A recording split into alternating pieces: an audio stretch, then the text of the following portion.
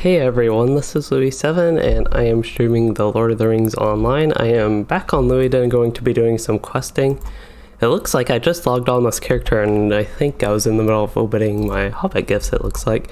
So last time I was on this character, why he's in Minas Tirith, as I actually went to this vendor to spend some of my ancient Ithil coins I've been getting from running some stuff with my kinship, specifically Racco. They do that every week. And I have been fortunate enough to have been on and able to do that with them every week on this character. I think my kin runs it quite a few times because they have like a bunch of alts, which it's actually a surprisingly good thing to farm to get those ancient Ithil coins, and you can get like scrolls of empowerment, or I get the starlit crystals actually. I have no idea why I opened up the instance panel, but I did want to say hello to Yuna, who was here early, a bit before the stream started. I don't know if they're still here. So as far as what I'm going to be doing today though on Loueyden, I'm going to be questing in Minas Morgul, the actual like structure, but it is the Minas Morgul expansion content that I'm doing, and I need to do the last circle of despair, I think it's called. I should memorize what it's actually called.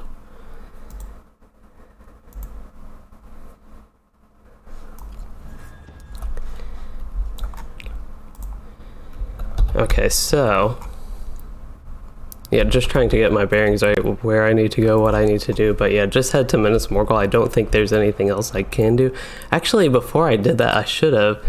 It's fortunate that that is a muster skill, but I should have gone to Bree to get my VIP subscriber town services. That's always something I need to remember to do before I actually get off questing. Oh, I actually do have that.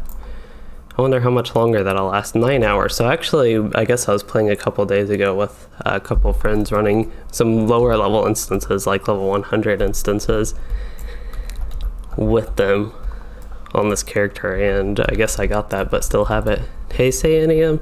It is 11 a.m. my time, so this was supposed to be an afternoon stream, but I am always up and going early, so it basically feels like afternoon for me, because I just finished eating lunch, and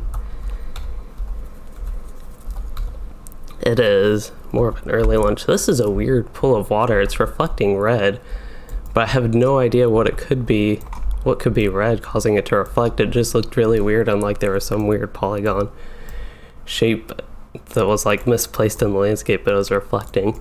One thing, I actually saw a video comparing some of the old graphics in LOTRO compared to the newer graphics, like from, what is it, Siege of Mirkwood to what there is now with Minas Morgul. And one thing, for some reason at some point, they totally changed the water in this game, and I think it's significantly worse than what it used to look like in general. This water isn't too bad, it's got flow to it and stuff, but any water that stands still in this game, for some reason they updated it to look much worse, I think, and that video kind of reminded me of the issue. I don't know when they changed that.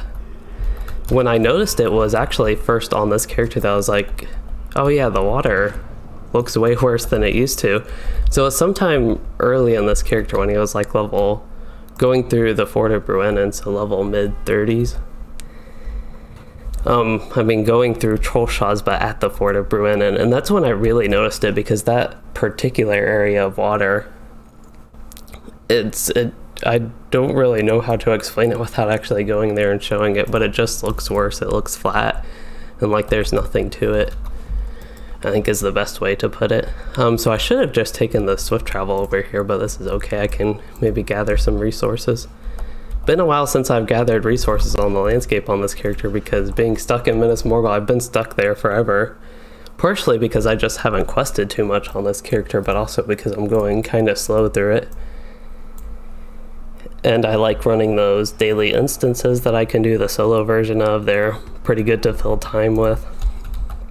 But as far as actual questing, I haven't done all too much of it lately. I did get another stream in last week on this character, but I think the past 2 weeks maybe, that has been it as far as questing goes.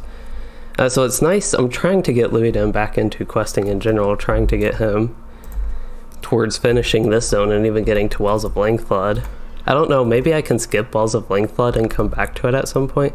I don't know how significant it is to do besides like the book quest there. The Legacy of Durin, I would probably want to do that. So I'm going to head this way into Minas Morgul the fun way. But don't remember what I was going on about. Oh yeah, if I can skip Wells of Lengthblood, at least finish the Minas Morgul content and get through Wells of Lengthblood enough, I would like to be able to start the update 28 zone as soon as it releases and like be on the book quest for that update. Would kind of be nice, but I could always just jump in there and quest when it is released. That is something. I don't have to like strictly stay at Minas Morgul, but there's a lot of stuff I still need to do here. I need to finish the book quest, finish the regular quests, and unlock all my daily stuff that I can do, daily and weeklies.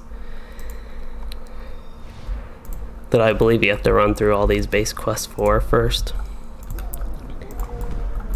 This is the way that's supposedly too dangerous to enter into Minas Morgul, and that's why they have the other thing, but to me this way is a lot more fun. And I did not realize I was still, for some reason I thought I was in the range spec. I know I switched to the range stance for that fight, and oh yeah, these trolls, if you go outside the gate they stop attacking you anyway, so it's like extra easy because of that. That was a nice fun fight the first time I did it though in the yellow line. At that point Loueyden was still fairly OP with his gear. I'd actually say he's still strong now, just not as overpowered relative to his level as he was before. Of course, compared to like a well-geared level 130, I'm probably significantly weaker. But I don't feel, as far as landscape content goes, this is fairly easy for the most part, so I don't really have any issues with that as far as like gearing goes and character strength. I'm just accumulating a lot of crafting mats and things on this character. It's a good thing, but I'll have to decide, I guess, once I get to the guild crafting and learn more about the crafting in Minas Morgul, the Minas Ithil tier here, and if update 28, did I go the wrong way? Oh, I'm already on the, okay. Because I entered Minas Morgul, I entered the first circle from the outside. I went straight to the second tower. So I was going like this was the first tower, but I need to go right on this one. And I always turn left no matter which tower it is, so usually I would have done that anyway. But because I thought it was the first tower, I thought I was going the right way.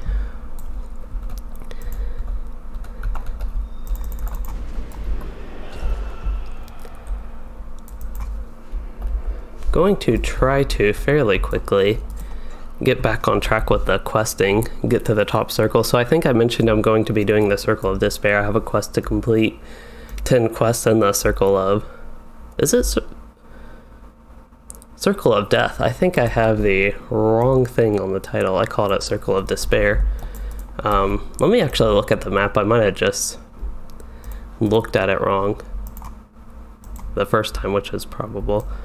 So it's actually, it says Circle of Despair, but I wonder if that top one right there that's a little bit above the Circle of Despair is actually called the Circle of Death.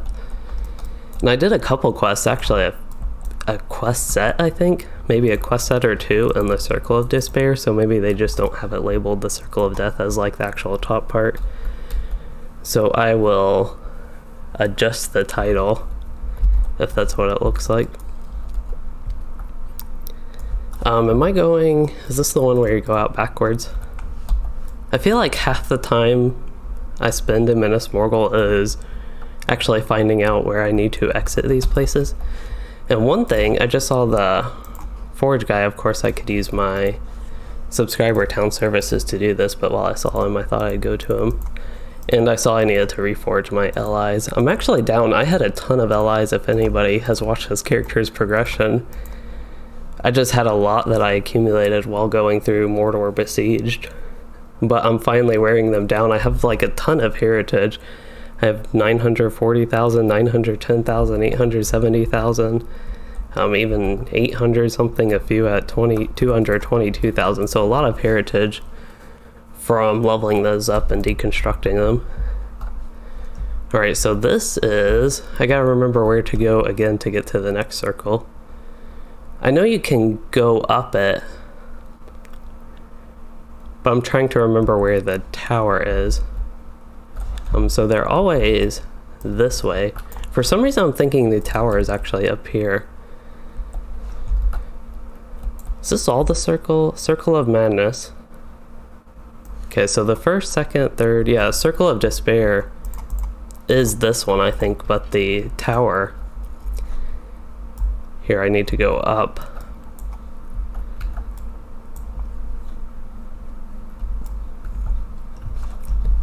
It's kind of a bit odd getting back to streaming. I was streaming like 2 days in a row. When I first returned to doing YouTube, I was like streaming every day for a while there because I wasn't as busy in general. And also because I just didn't have as many videos. I had some video topics, but I feel like lately I've been more focused on videos, which is a good thing. But now that like just streaming 2 days in a row seems really weird to me. And I'll probably even stream tomorrow without a regular video.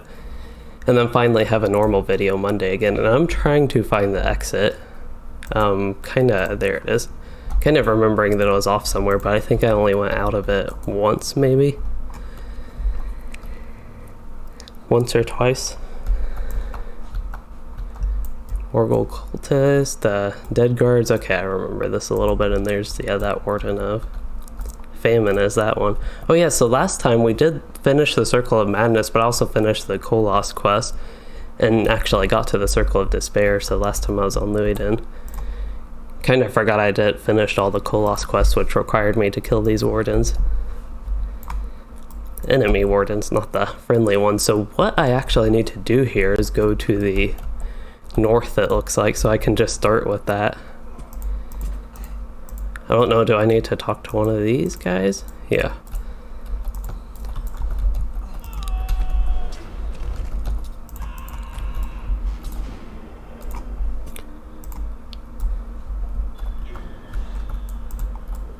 So I need to find lost bands of rangers.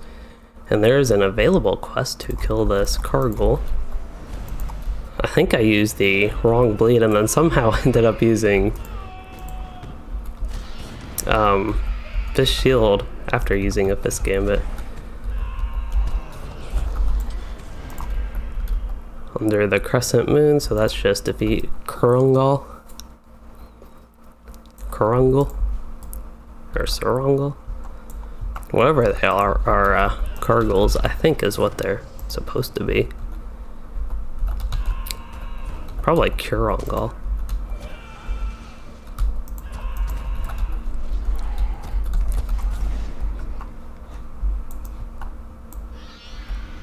Don't think I need the Warden of Death. I actually don't know what I need to do besides just kill things. I keep opening and closing my map, but that's because I don't know where to go. It looks like I need to go to the top though, so I'll go ahead and do that. I do want to track the book quest, so Black Book of Mordor, yeah, I'm at the uppermost here, except my quest tracker is full. I have a couple quests I don't actually need tracked there, like Dark Waters. I can go ahead and do that while this mob is dying from dots. Task at hand, Mordor besieged, Wrath Duoth, don't need that one. And I don't need the crafting one. I don't even know what the trade-worthy crafts are that this character could do. I don't think I ever did any of that, just because I wasn't enjoying crafting too much on my other characters at that point, but I do at least want to try it a little bit more in depth here in Minas Morgul and see how the Minas Ithil crafting tier is. It looks like I actually have a quest right there and a page, so maybe I'll get that before I go all the way up here. Now I just have to deal with a slow Loueyden. My inventory is still such a mess, so I don't think I need these essences. I'm pretty sure they're safe to sell. That would really clean up my inventory a lot if I got rid of most of those, but some of them, they could be decent starter ones to equip while I'm waiting to find better essences for when I do get essence gear. Just right click that to make sure I don't have anything to put it in, and that is correct. And one thing, really random, but with the update 28 beta, I know I was going through that like on this character and getting him built up a little bit just looking at the new gear,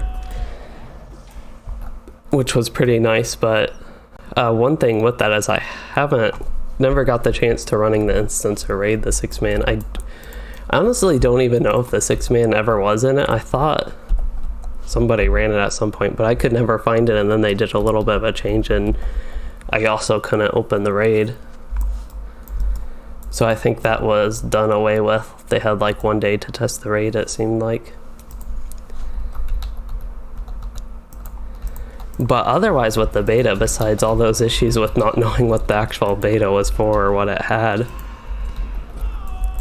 well, it was for testing stuff, but what we were, like what the intentions were with the testing and what was supposed to be in the beta or not. But otherwise the mission system was like improved greatly since the first time I played the beta. They actually fixed it so it was a functioning system. I don't know if anyone remembers the intro quest was broken, but they had it where you could start all the missions. Now you have to do the intro quest for the missions, and then you'll unlock all the missions and can just run them and do the dailies and eventually the weekly and all that. So at least it functions.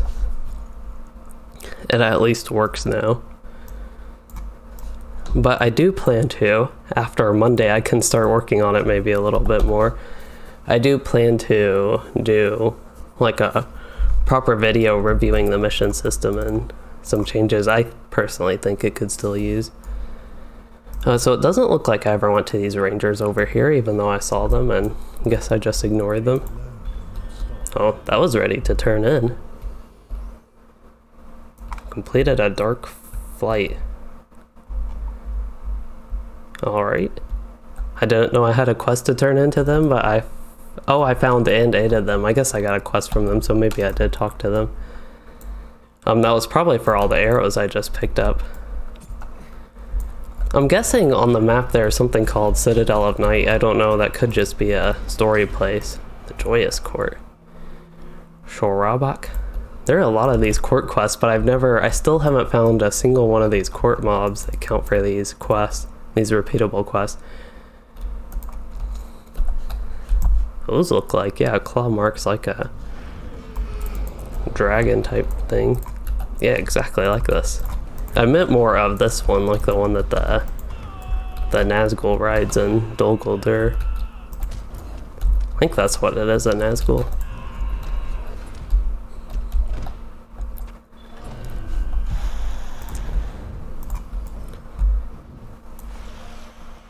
That's a neat way to just give you more quests to do, I guess. Of course, this character doesn't get any XP, but the sigils of Imlad Ithil and some of those things are nice. So he is called Broken Sightless, and I think he is broken because he is in the steppes. But there is a rare Mordor chest up here, so I'll loot that. Wow, I went so far it thinks I'm back in Rath Duoth and outside of Minas Morgul. That's crazy.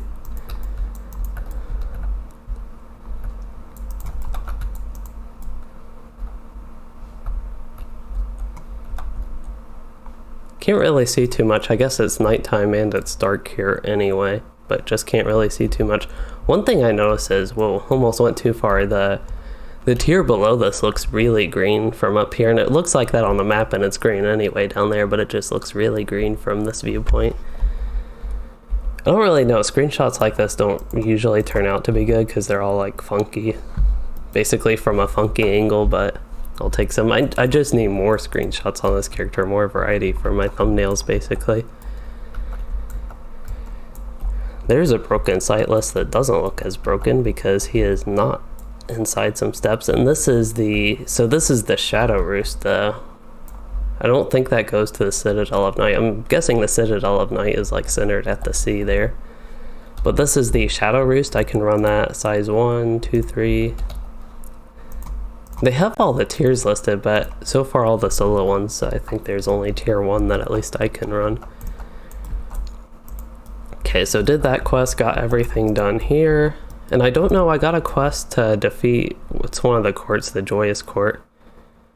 Actually, don't even see that on the map at all.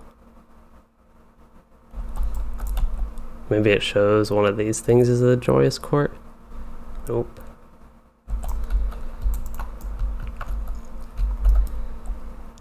But yeah, have a quest to defeat somebody, Shorabak, but I have no idea where they are in maybe the Joyous Court. unless that's right where I was, is right up there.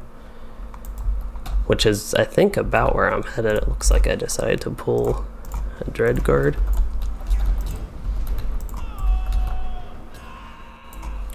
I think these 2 dots should be able to kill him if I just run away. One thing though is I can't use Force March because I'm in combat, so might as well at least turn around and do a little bit of hitting.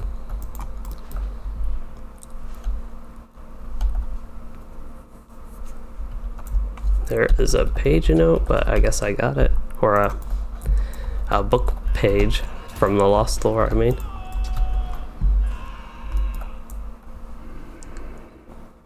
Okay, so I do need one more set of rangers. Actually, I think the rangers are down here, so just because before I go up there completely, I want to get everything done that's down on the actual circle part here before I go to the final tier. And these are the ones I already did. Actually, that was Dolenthal, the one that gave me the quest. Okay, this time we'll kill one of the broken facelesses. Oops, I am having bad troubles with my gambits here. What did I just use? Okay. I guess if I'm rooted, I might as well attack him. I'm so used to, I should probably switch to the yellow line. I haven't played that in a while on this character, and I really like all the running around with it, and I feel like I haven't done that too much. I don't know why. I just randomly switched to red line at some point. Maybe there was a lot of melee going on or just more difficulty, but I want to get back to... And if I can stop misclicking my gambit builders, that's one problem with having those, clicking all those. There are just so many. I used to not even use basically any keybinds at all, so I've made many improvements over the years. It's been a while since I've done a lot of clicking, or like only clicking. It was actually the Runekeeper. Because of that class, I switched from clicking to pressing the keys, but with the Warden there are just still so many. I don't have enough key or key combinations to really do that in a very good way, but that means I can misclick stuff and click things slower than I can press the keys. Shouldn't need, there we go. I was like, I shouldn't need Never Surrender, but I might as well get the buff going anyway. Urgakor's Coward. There is a instance center here. That's Bar Maynath. There's Bar Nernath over there. But yeah, I have a quest. There is one of those. I have, I think, something in Lurban there to kill them, I think, for one of these daily court quests. But before I actually enter this place, I want to do... Actually, I don't think these are the rangers that I need, but I want to make sure there's nothing else here. There could be like one of those rare Morgul chests or sometimes in areas like this, but I don't see one down at this end. I'm guessing that landscape, all that's supposed to be inaccessible. It's a very tall mountain. Usually those you can't climb, but they make it almost, they like give you a sense of hope that you could actually climb up there, just because it's not too high where it gets a little bit flatter. But yeah, we'll go ahead and move into this. Looks, oh, these rangers here are probably, I probably have a daily to kill somebody here as well when this comes under like enemy control or whatever, like a Numenos.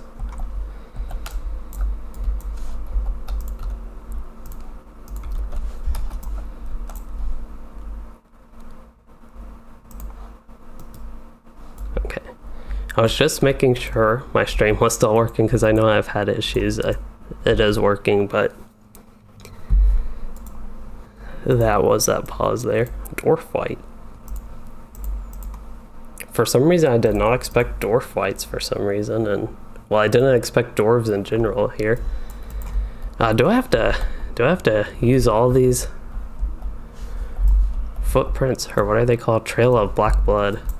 I really hope I don't need to actually click all these, and I doubt I do. They're just distracting me because I don't know if there are other items I need to actually gather. It looks like there's a chest here, and that will actually start a quest as well. So I'm a bit distracted by those things and then trying to find what I actually need to get.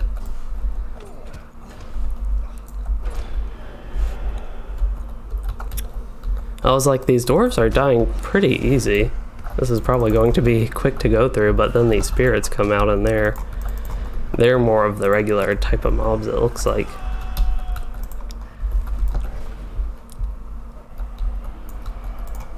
Yeah, the dwarf fights have, this one has like 80k morale, which is not much, definitely.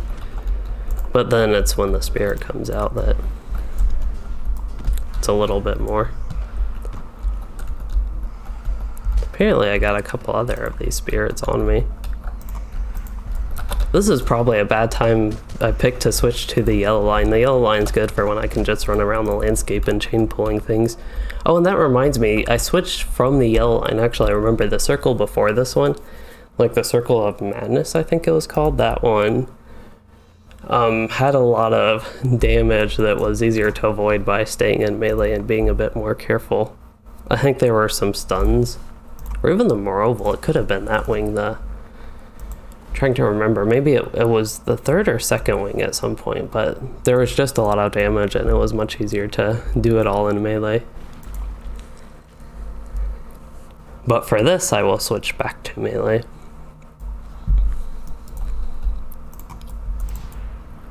Okay, so I have a few things to do here. I need to destroy the Ballad artifacts and need to defeat the dwarf fights.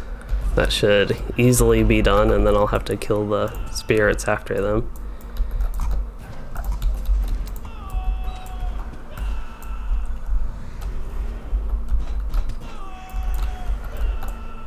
Wow, these guys really like running away. There was one more spirit. I don't know what happened to it. There was the one I didn't pull, but I thought there were two back there when I had to turn around and get them.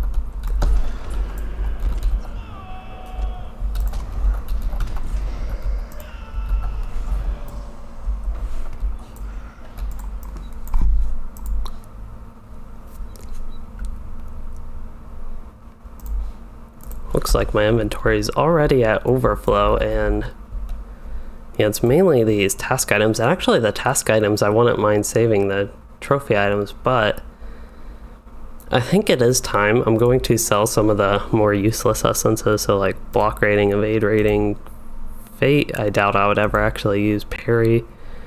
I can keep the offensive stat ones. I can even keep some of the mitigation. I don't know if I'd want to keep a yellow tactical mastery essence. I could actually look to selling something like that on the auction hall, get a little bit more value. But if I remember, I'll actually try to turn in my task items today and help a little bit with reputation. I think it'd be helpful and good to do. So maybe just save the cracked lances and get a full stack of that, and I can sell the rest. I might even be able to open my thing. Yep, I had enough slots. Okay, now we can get back with the questing. There are all these little chests. They look like the rare Mordor treasure chest. It would be nice if I could actually open all those, get a ton of crafting mats, and there's all this gold just sticking around, laying around. It would be nice to be able to take as well. But I spent so long doing that all these mobs have respawned, but that's okay. I'll just pull a bunch, and then I should have a bunch of spirits on me, and it looks like the spirits, they do probably shadow damage, tactical damage. So take a bit of extra damage from that. Try to line of sight them and avoid it. Looks like I got a quest ready to advance. Was that killing? It's probably killing the dwarf fights. Oh, I forgot I had an induction when I tried to free the dwarves. But yeah, I'm really making basically no progress in this. There's an upstairs, it looks like, and I'm not going there. I do want to go to the upstairs either way. I probably have to free all these dwarves and things, but I'm just moving very slowly through this tier. And hi, Die to Crows, you asked, is LOTRO free to play? And it is free to play. You can get, there's enough free content to get to about level 30 if you just like quest through it in a pretty standard way. But let's see, as GW2 Andre said, after that you want to purchase VIP, because with that VIP would get you the content you need past level 30 basically.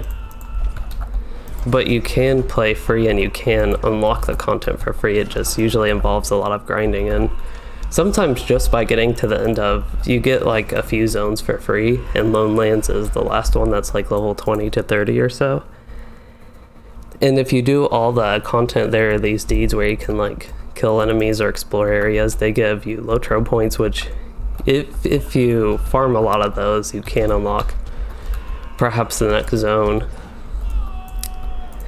using what you've gained in the game, and essentially play free through that. But after that, it definitely takes a lot of like farming and grinding of the LOTRO points as the currency.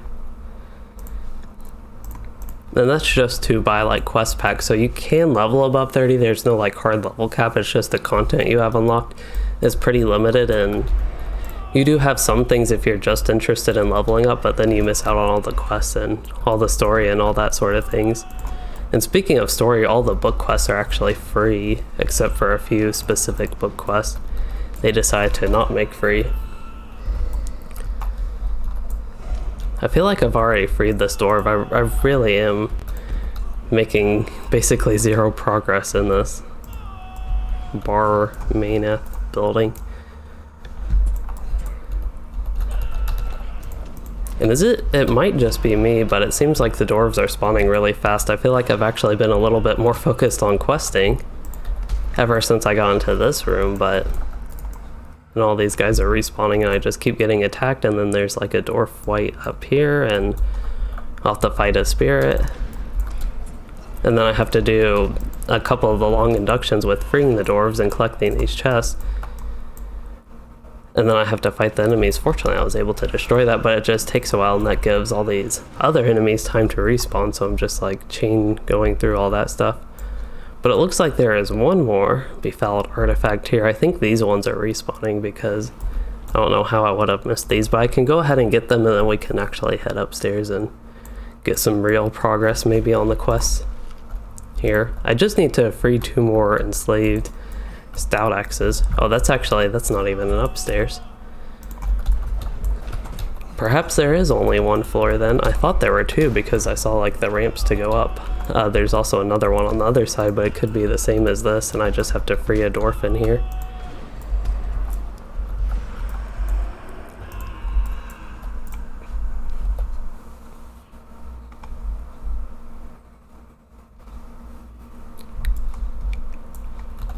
Looks like it is time to reforge and identify. I was pretty close to running out of 3rd age legendary items, which I wouldn't say it is super annoying to have to do this, but it's just a little bit that I have to remember to keep up with them. And of course I do it because I can get things from it. I can get heritage runes for my low level characters, or even this character if I do a bunch of LI upgrading and don't want to wait for them to actually level up. So I actually went over to this corner. I guess I didn't rescue the dwarf here. I could have been done with the quest by now, I think. Well, I could have if I was going faster. A couple times I did get distracted by things and then had the issue the second time with the mobs respawning, so I just spent forever repeating myself, but it was just that like one huge room and just the 1 floor, so it wasn't as bad overall as it seemed like it was at one point.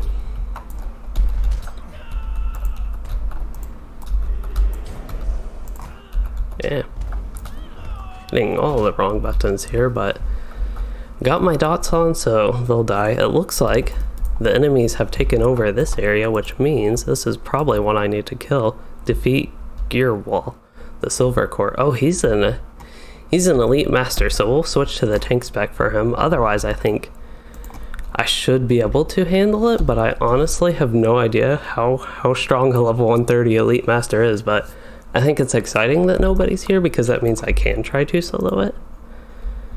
I just don't know how well I can solo it.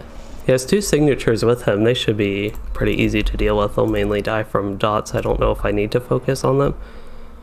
I don't have Never Surrender up, so I should get that up. I have no idea when that proc, but apparently it did at some point.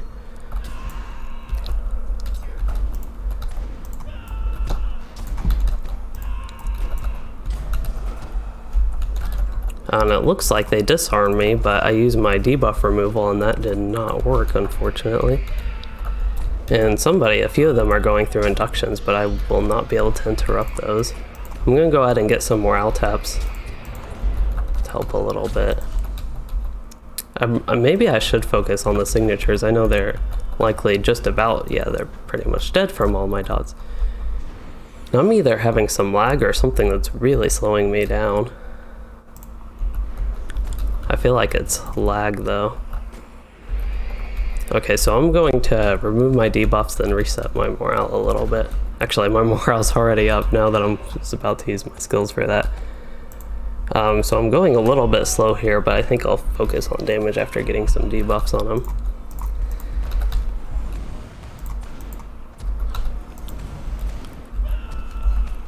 Just takes a minute and then I can get the dots up. Apparently I got a deed complete. I just got 5 LOTRO points. Complete know your enemy. I don't know if you all see this, if you all can tell, but it seems like as soon as I started this fight, and especially getting into this part, just having a lot of lag with the gambits here. With my skills in general, I mean. And even like getting hit, I feel like it's coming in a little bit of burst phases. But I'm just going to use my morale restores here a little bit more. Use one more restoration and should be good on that and can focus on damage the rest of this fight, I think.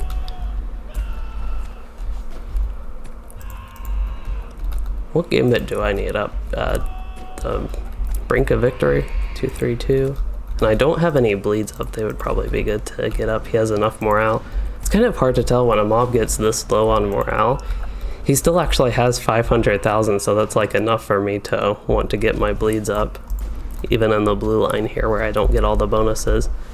But overall that wasn't too bad. I did have to use a potion. Never surrender actually never triggered. But I got the first one of those done, so I think you just like do them and it's a daily essentially.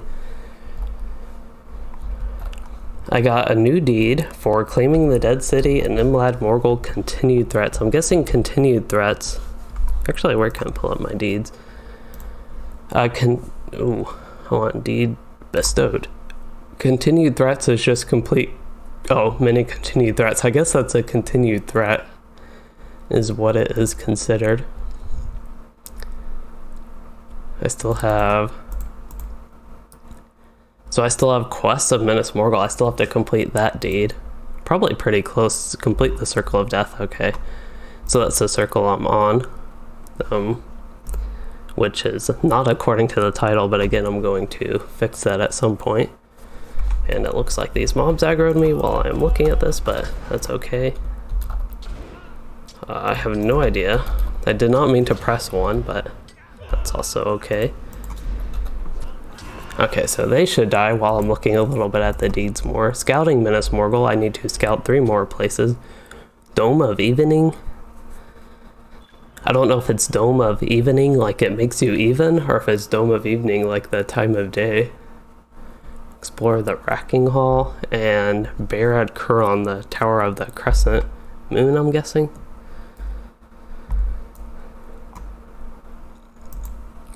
And then explore the Rimmer Chance, my last scouting of Tirith Ungol. Rare chests of Wrath Duath, I need a couple more rare chests of Mordor Besieged. A couple more rare chests of Minas Morgul as well, and then 4 more rare chests of Tirith Ungol. Looks like I've missed a lot of stuff there. Need to explore 1 more area in Mordor Besieged. I know this is, I just saw these deeds and thought I might as well check all my progress. On this character I would like to finish, ideally, all these deeds actually. I don't know how, I have no idea what word I was looking for. How realistic that would be for me to do that, especially if I'm trying to somewhat, not like really rapidly speed through these quests, but get some progress where I can actually go to do the upcoming update 28 zone, Elder Slade, I think that's what it's called. The one that goes up to the gates of Gundabad. Here's a chest, but not one of those rare Mordor chests that the deeds was for.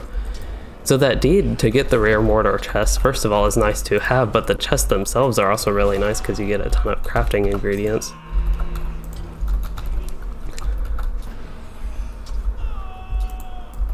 As far as doing deeds, I know in general I complain about virtue XP, but that's actually...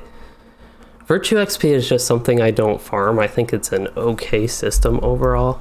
It's a little bit grindy, and I think there could be more things, just more variety in what could reward virtue XP, but... So I need to investigate something. Find Dolenthal. He is right here. Very easy to find. Now I'll talk to Faramir. He's over here. Oh, this is the Dome of Evening. There we are. Dread wards and the Circle of Death. I wonder what my page progress is. So this is Lost Lore of Morgul Vale, Minas Morgul specifically. I still have a few more pages. Oops, this is the book quest. Investigate the entrance. Okay, so that is the Citadel of Night, which I guess is the Tower of the Crescent Moon, I would guess. Unless the Citadel of Night is separate. Here are some of the Kurangal. I actually need to defeat 6 more of those, so we can definitely defeat these. Something's being very noisy here. I don't know if it's just the environmental noise here. There was something I was doing. Oh yeah, I want to sell, first of all. Oops, wrong button. Gotta clean my inventory, and then... I don't know if I'll need a hope token here, but while I'm thinking about it, it would be a good thing to go ahead and get maybe a stack of hope tokens. I always forget on this character on potions. He has a few consumables left, but hope tokens is actually what I need. This might have been a bad way to search for it. They're called like Elderhorn tokens or something like that. I have no idea if that's actually what it is, but there should be somewhere in here that you can actually search for hope tokens, and I don't remember where. Don't think it'd be in food and drink. Potions and salves, probably not there, but it is possible. I thought there was just something for hope tokens somewhere. Wouldn't be in any of those. I'll just check the potion special. So those hope tokens count as potion special. Here are the... So these are the Minas Ithil Eldhelharn? Edhelharn? I think it's Edhelharn. These give 6 hope and 1000 resistance for 50 minutes. I don't know if I need those strong of hope tokens, as in that expensive of hope tokens, but it's not too expensive overall if that's all there is. Looks like that's all there actually is, so... Go ahead and search Minas Ithil and sort by unit buyout. Oh, that's for Kinship Southern Cross. 50 for 125, that seems fair enough. It's actually pretty cheap. Oh yeah, I forgot I put a bunch of Starlight Crystals on the auction house. I can use that gold for hope tokens, first of all. And then also maybe like scrolls of empowerment when I get up to building my character, but yeah, that delay is done. I just wanted to get some hope tokens. I don't know, like as far as like streaming stuff, like going through the UIs of the auction house, that's actually something I don't mind doing, and because of like the subscriber town services. Wow, this place is really loud. I don't know how loud that picks up on the stream, but it's like a water fountain, but it's a fountain of screams instead of water.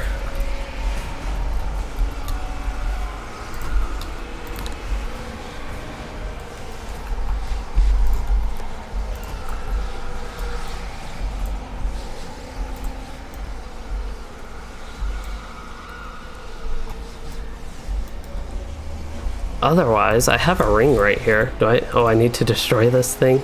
Yeah, destroy dread wards. It's still making all the noise, but I guess it's destroyed.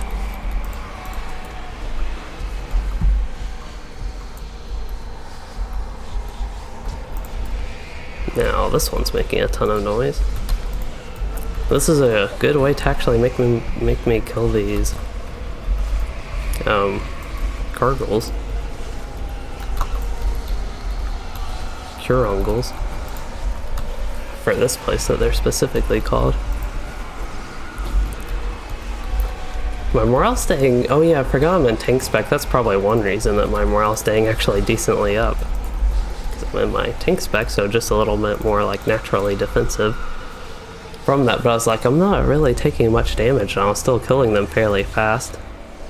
It's one nice thing about Warden tank is if you don't need to focus on your defenses or self-healing or anything like that, or focus on, well actually if you're focusing on getting aggro, then you're focusing on doing damage. I have a quest for Shorabak here, so this is another one I can actually do. I am already in tank spec, so I think I am good to go. I got those hope tokens. I actually want to see that one does. That actually increases my morale by quite a bit. I know it removes dread as the big thing, which that actually reduces morale, but that's like one benefit. Wow, I'm taking a lot of damage from this fight though. I still have Never Surrender up and I can use it again if I need to.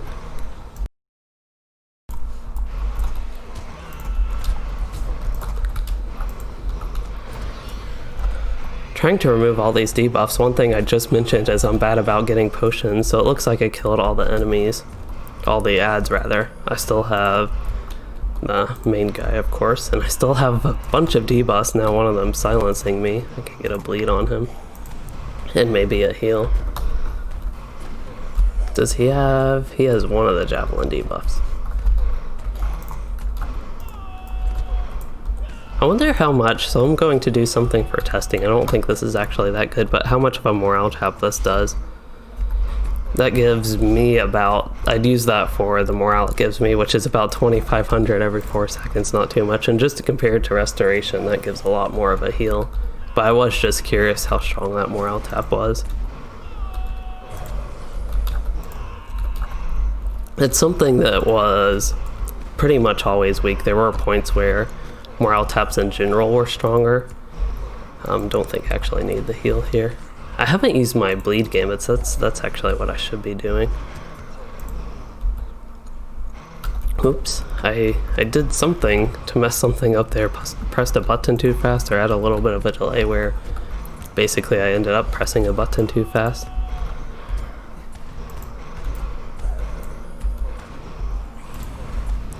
Okay, he should have. That fight took embarrassingly long at the last part, but he should be going down in the morale. And somehow Never Surrender triggered, but I didn't see it again. Never Surrender in general lately has been bugged. It's actually been like that for close to a couple of years, I think. So hopefully that gets fixed at some point. See, I don't know if I even need to go over here or fight him, but I just feel the need to help these rangers. I'm not sure they can take on one dread guard. Oh, they're the ones that come here when it's not under enemy control. This is actually perfect because I'm guessing the captain is more suspect in tank than DPS, but maybe that's not the case. Actually, since I took aggro right away, probably in DPS. I wonder if they could be working on the Slayer deed here. I have one to defeat many race and might as well. While there is what seems like a well-outfitted captain here, might as well also get some progress for myself. As far as quests though, I think I need to... Actually, not entirely sure what all I need to do anymore. I know I need to destroy 4 more of the fountains. I'm guessing they're on the other side. So I could head there.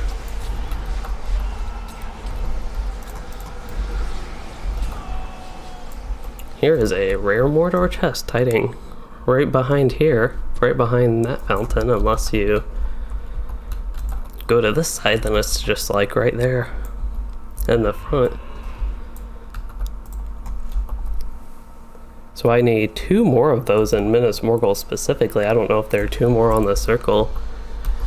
Some of them are fairly well hidden, but I pretty much went everywhere on the bottom circles just to like see everything. And going to the ends of them, usually there would be rare Mordor chest there. I think the only one is the lower part of the Circle of Despair part, I think, is where I didn't find one at the end that I could have missed. And I could have missed some elsewhere, but that's just one I specifically had in mind.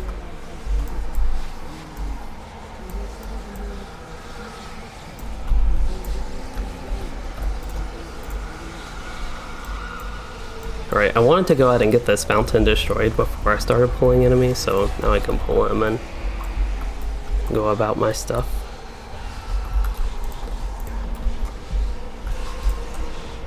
It looks like that will be it here. There is a little path down there I will check out.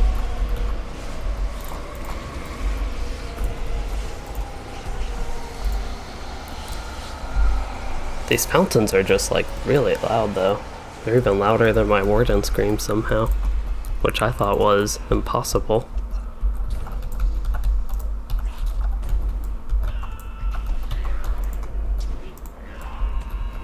Okay, but just pressing delete, I don't think there's anything else I need to get up here.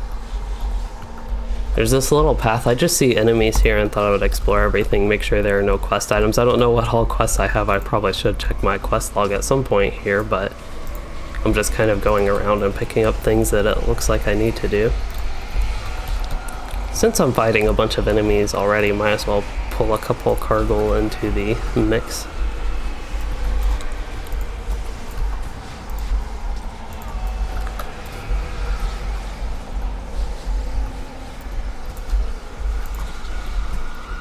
And apparently getting a couple more cultists. All while I think I was disarmed, not silenced.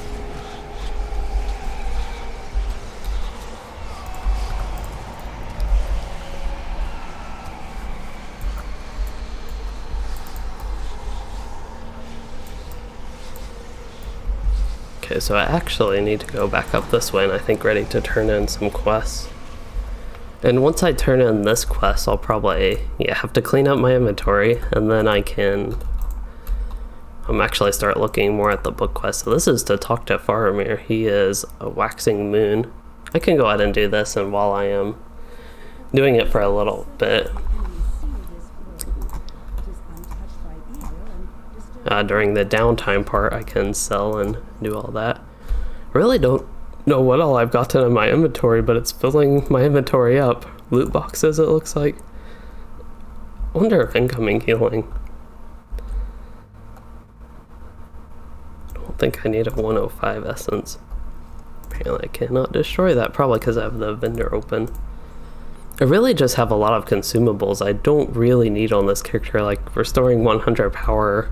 It has a tiny bit of fringe use, just get you over the hump to use first aid or something like that, but it just like I have all this stuff just crowding my inventory, like the Delman's crams, and even if I go to my vault, I'm pretty sure that's full with like crafting stuff mainly that I need to organize. So this character's just got a bunch of like mess going on in general. Apparently I had some hope tokens in my storage the whole time that I could have just gotten, but it's okay to have the new ones. But yeah, just a big mess everywhere for this character as far as storage goes. My shared storage is also pretty full. Oh, so I need to search for something. Yeah, about all this unswept debris.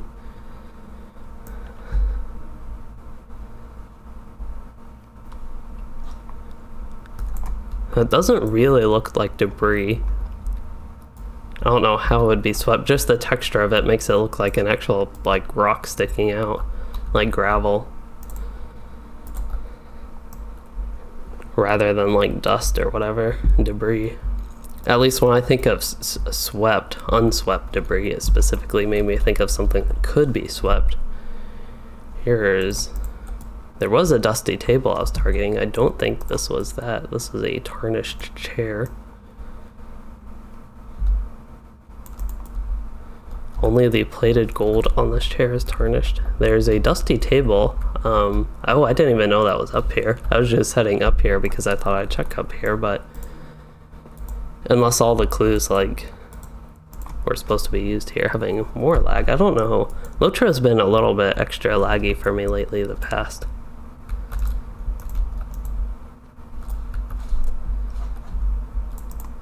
is a curious glimmer. Oh, right in the middle of this.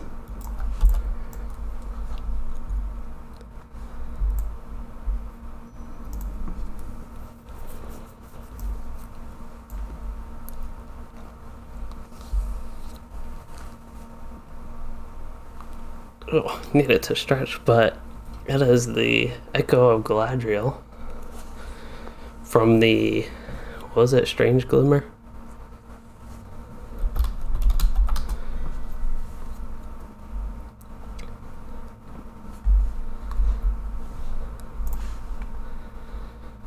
So still have to clean my inventory some. So one thing is I have all these things I can get rid of while we're bearing witness to the Echo of Galadriel. I'm just gonna clean up my inventory a little bit. Just something I found I can do. I also have these. We do have the plus 10% virtue XP, and these are a tiny bit of virtue XP, but it's something I can consume those real quick. Looks like I already have 2 more, so I was just talking about how I was finally like seeming like I was getting my allies organized. Well, now that I've done a few quests, I have like another set of 4 that I can equip and go through all this stuff.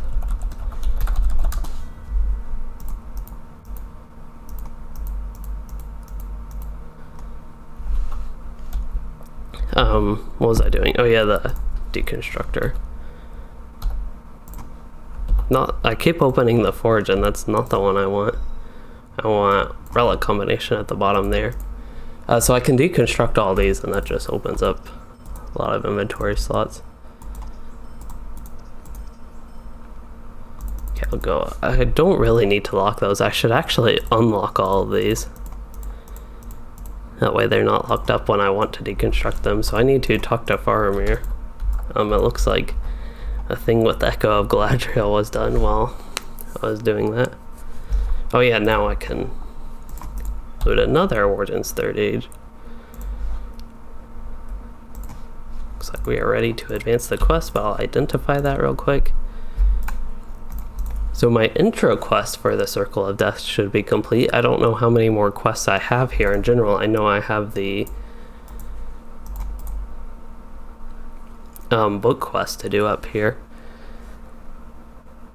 So I have this bracelet.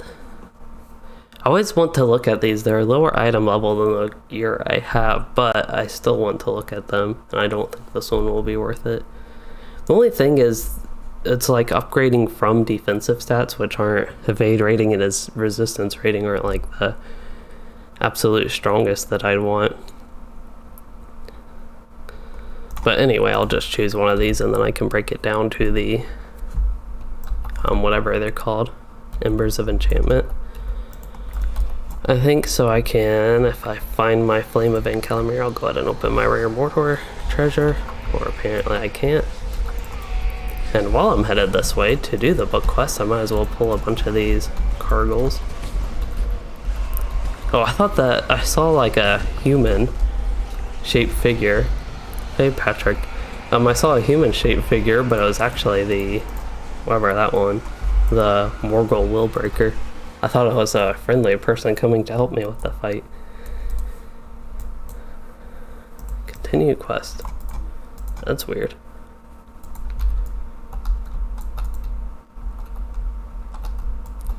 Oh, so I talked to the door apparently. That's how I continued the quest. To note I have to go back here.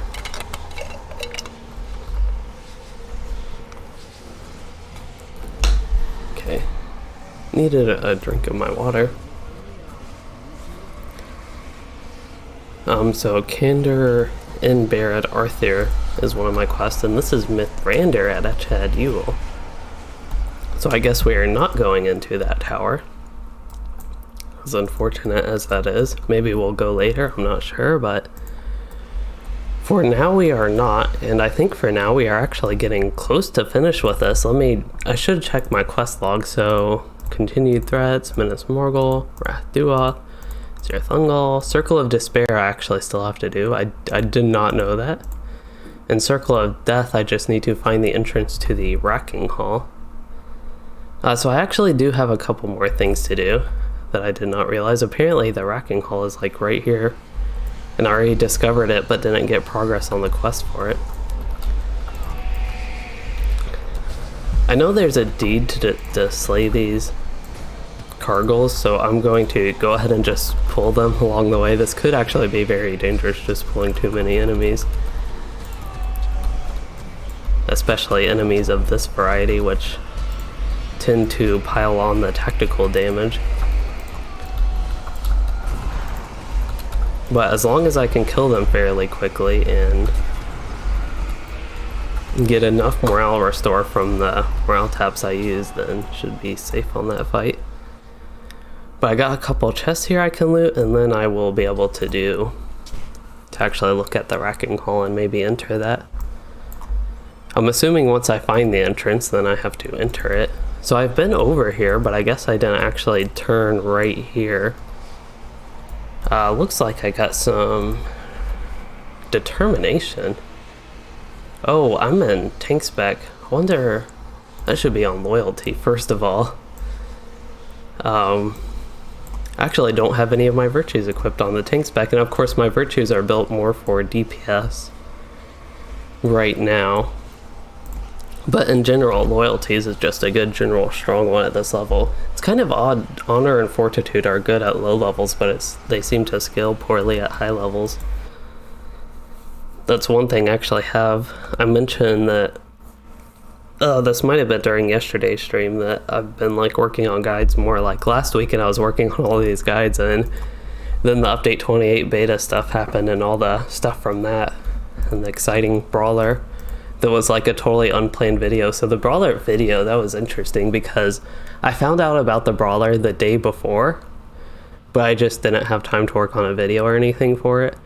So then I did all of that in the morning before I had to leave for work, which was at like my time. I basically published the video right as it was time to leave for work, so it's good timing with that. But I did all the recording and editing and rendering and uploading, somehow all finished at like the perfect time. I guess those are just like, I don't have to worry about them and I can kill this faceless. This actually reminds me a little bit of Moria. I know there are a lot of the faceless and nameless type things there.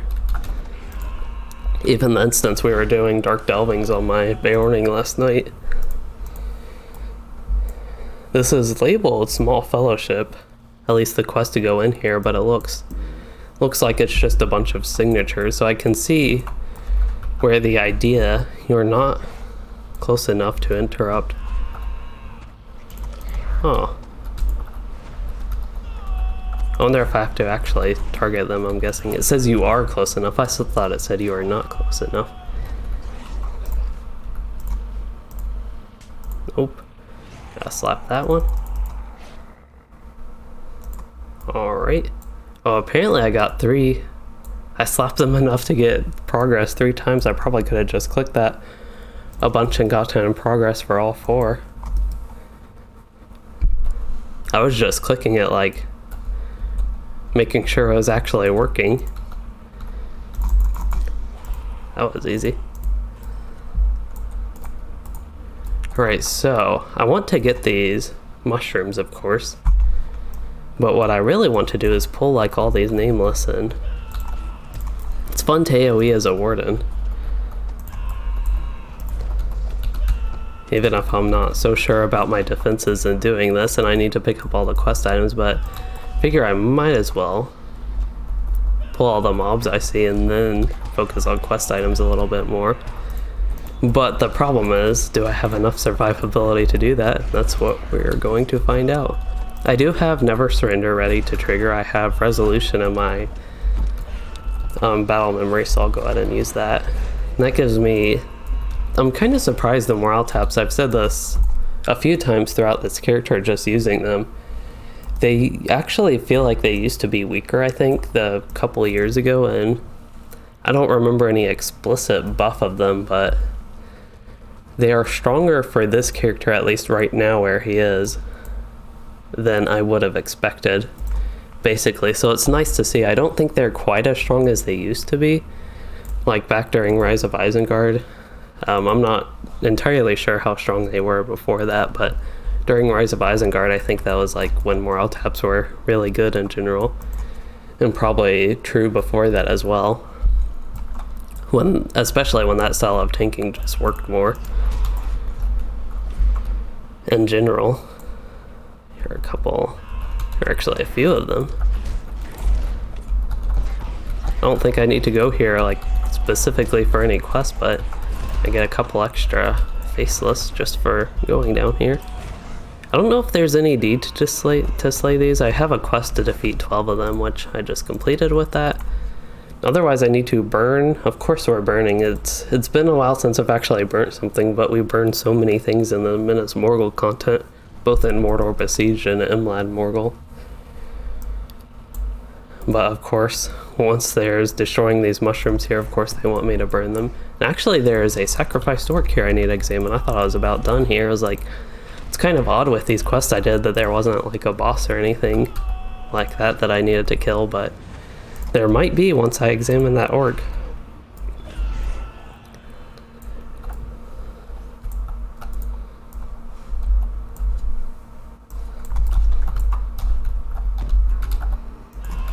So this is an elite, so I can see why this quest is a small fellowship quest. You could probably hear my voice was getting raspy. I needed to clear my throat, but yeah, the quest to do this, the one I'm working on right now, killing the gnawing one, was a small fellowship quest. I'm not sure if the rest of the quests in here were small fellowship. It seems like there's been a bunch of signatures in the landscape and they don't deem that worthy of small fellowship, which I wouldn't either based on this character's experience, but I guess my point is that elite there that I just killed was probably why at least that quest was labeled small fellowship, but I never actually checked the other ones to know if they were or were not.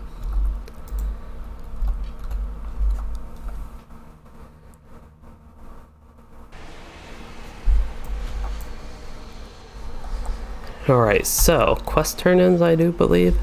I still need the Gone Missing quest. Ooh, that's actually right down here. It's on a circle lower. Actually, oh, if you could actually go down this path over here and then right there, that would be perfect, but it is blocked. Kind of as it would be expected to be blocked. There is at least one chest here. I want to loot this chest. Usually get good stuff from chests, especially chance for potions, things like that. Wonder why people are running Dungeons of Dol Guldur. Is it the featured instance? No, that's Spiderwing.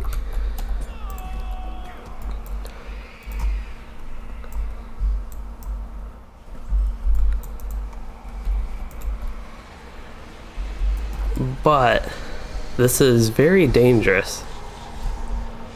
Actually, there is a ramp down here. Never mind, it's not very dangerous. Actually, oh, the ramp is down there. Okay, this is very dangerous. There is a good chance that I die by misadventure. I'll go ahead and kill these mobs just in case they cause any problems. But as usual with Loueyden, I like to try to jump down the circles, but the game often, Middle Earth, likes to kill me by misadventure by jumping down these things, but we'll try it here. And I think because I'm not actually switching circles, I might actually survive, and that so far looks to be the case. I think it's only when you actually jump to what's considered a different circle. So if I jump down there, I probably would die by misadventure, just by the act of jumping down there. But where I need to go for a quest is over here. Like for an actual quest. Wait, this place? Gone Missing. Yep. I cannot do that in combat. I'm actually not sure if the quest, it might need to do the instance for it. And if that's the case, then I think I should turn in my other quests. I actually have a quest turn-in up there, Nameless Horror in the middle. I did not know that. Because I forgot this is an actual instance. I think it's one I see people running quite a bit, the Shadow Roost. But kind of my point is I had a quest for the Circle of Despair called Gone Missing. Kenoth. east of Barad Arthur. It's right where the quest says to go. Oh no, Barad Arthur. Where that is. So that's actually over there. Huh. This is east of that, but it's also quite a bit south and also just around the whole area. Already got that rare Mordor treasure. I know I've been down here, I just didn't, when I was looking through all my quests, I didn't realize I had one tracked. Oh, there we go. I died by misadventure from using my war steed here after I did all that careful jumping. But this is okay because this will get me back on track with the towers. I'll just look on the bright side and consider it a free teleport to allow me to go up the towers like usual. I hope so. Where's my Flame of Encalamir? Recently I sold some things, but it does not look like I sold the earpiece that gets turned into the Embers of Enchantment, so I'm safe on that. Sometimes when I'm just going about selling things, I worry I sell a gear piece that I should be breaking down instead of selling. So that's what that was all about.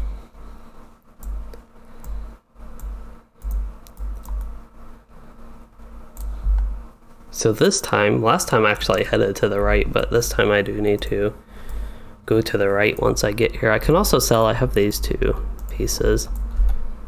I think they're fine to sell. They're just old like level 105 something gear pieces. Bracelet of the Crescent Moon is the one I need to save. Can sell all the rest of that. Get a little bit of inventory cleaning going on. For some reason, so I've only been streaming for an hour and 13 minutes, but I feel like I've been making so much progress that it feels like I've been going 2 or 3 hours already. Because I was just looking over, I'm like, I wonder how long I've been streaming.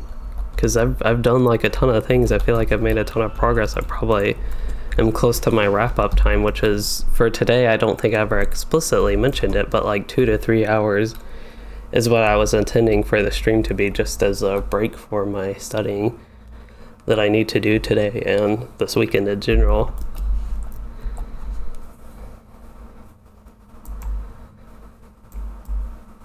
And compared to like if I would normally have a video or something on today, I actually think this is a good time to stream. This is the one I need to go backwards on. A good time to stream on Saturdays, like even a little bit earlier in the morning could be okay. But this seems to be a time that really works well for me on like a usual Saturday if I stream, I like to try to do the earlier time for potentially any like EU viewers or just viewers that can't watch my normal stream times and would be interested in that. This is a time that works for me as well on this day. But kind of what I was going on about with the time is it really feels like I was about to my wrap-up time, but we still have quite a bit to go. I'll probably go for, I'm guessing, about another hour. It really depends on these quests. If I really just get done with everything I need to get done with soon, then it could be ended, but that's the kind of outlook. For me, it's just more unexpected that we still have all of this time left, and it looks like I'm getting a socketed necklace. So I really lose critical rating. I gain about 9,000 finesse, but I gain a socket. So ideally the essence I put in would have about 23,000 critical rating or a little bit more. So I actually lose critical rating. I gain a lot of finesse though. I think I gain enough finesse to make up for that. And of course I gain the other stats, but that's just one thing I wanted to consider real quick. But I'll go ahead and equip that necklace. I don't know if I actually want critical rating for my essence to go in there. I probably need critical rating, and that would be a good one. Even some more finesse wouldn't be too bad, but I don't want to stack a bunch of finesse in one piece of gear. But as far as this character, I don't think I really need vitality. That could be a consideration. That would be for me like 5,000, 7,500 morale. Roughly, and I don't think that'd be too impactful where I really want that versus a little bit more crit rating. I should have actually paid attention to the percent. I know I'm in the blue line now and I have like my tank stats, but Travel to Tain Orwath, something in the shadows. So is that a quest? I'm guessing that quest is to go outside of Minas Morgul finally. And that's kind of the point of today's stream a little bit, was to finish Minas Morgul, or really finish the Circle of Death, get a lot of those quests wrapped up, and then if I had one more stream where I like finish Minas Morgul, that would be okay. One more play session stream on this character, I mean.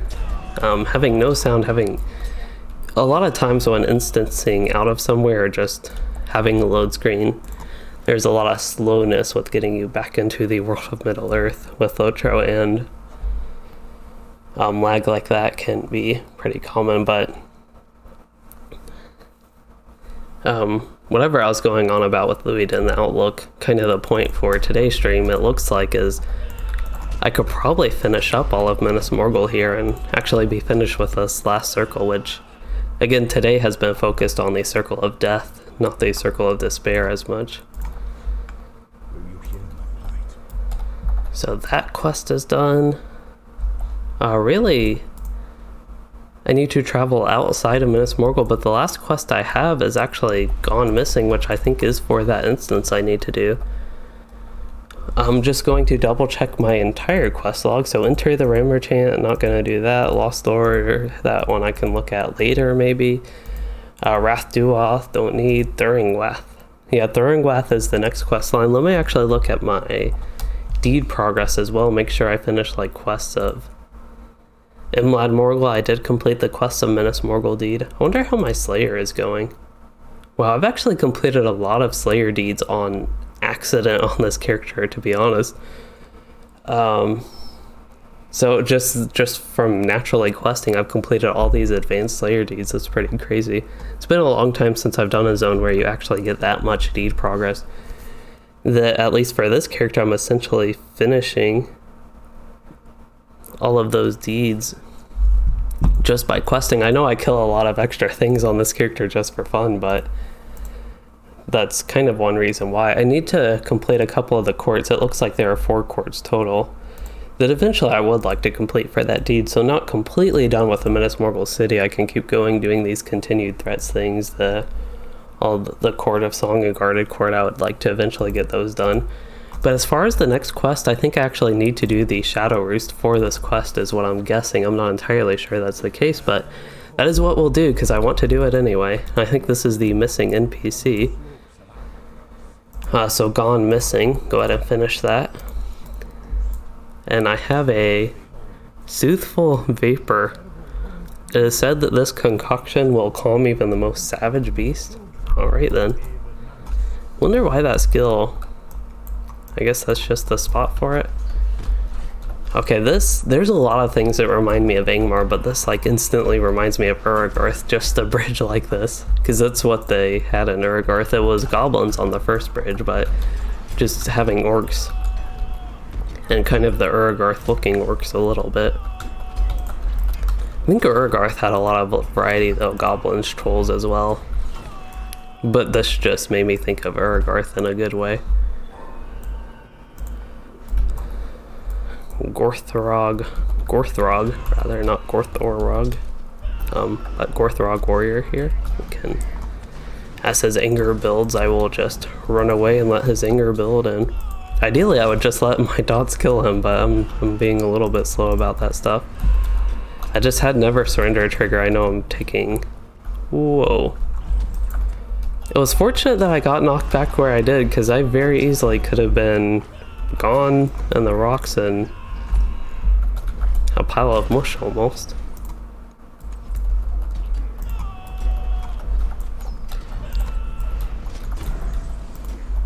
Oh, he's doing... Yeah, I saw that. That one actually didn't knock me out. I wonder if you can't get knocked out there. Taking a lot of damage though. I'm not being too good about being defensive or being even a little bit careful about what I'm pulling. It's a pretty neat view. I would like to be able to jump up here and get a good screenshot, because either way I'm gonna have the bridge, it looks like, in my way, and I jumped up when I had the camera zoomed in and did die. So I found out you can go above there. I guess just when I got knocked back the first time I was in a right position to not get that. I really don't know. I'm guessing this is supposed to be Minas Morgul still, but I just can't see down there to know exactly. I assume it's like right where we came up, but you can't really see too much that's going on. And everything turned more red than the usual bluish, blue kind of greenish. But this also looks like Mordor besieged was kind of my point. I don't know if for some reason that instance it takes you back to Mordor besieged. Oh, I'm guessing he's the boss. So far this instance is pretty fun. I'd actually say I potentially like it better than any other one so far. I don't have the issue of falling off and, at least early on, taking a lot of damage. Some of that I could have avoided and been more careful about, but so far this one's pretty fun is kind of my point. And there's, yeah, that was one I could have, I think, turned around. I'm not entirely sure with these boss mechanics, since of course I haven't done this.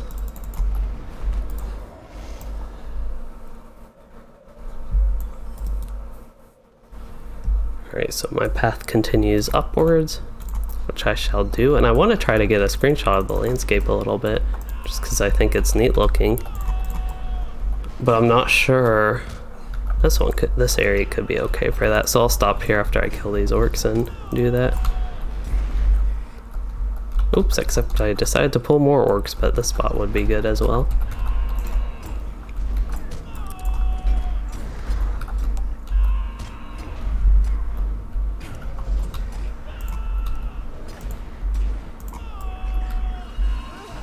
Okay, gotta be careful to not fall. I just wanted to get a landscape screenshot. That actually doesn't look like the best view. This one looks a little bit better. It's a neat area, but you just can't see out that much, and it's all plain like rocky mountain structure. Landscape in a way it's a bit harder to see. One thing I could do is the featured instance if there's like free time and there's a group searching. That one's, I think, pretty short to do overall. Spider Wing of Helagrod.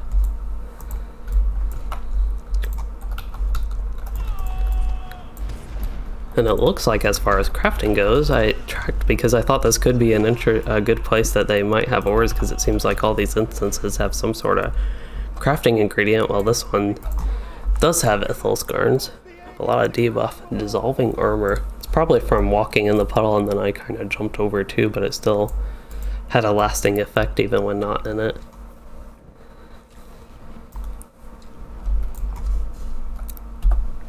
Hey, the Ruined Maniac. You asked what my opinion on the legendary servers is, and if you are unfamiliar, I do play on Anor still on with my kinship there. So as far as that goes, I play there because my kinship's there basically. A lot of people I used to play with plays there now as well. Oh, apparently I am losing progress. I need to destroy the eggs. I have no idea. Take the egg and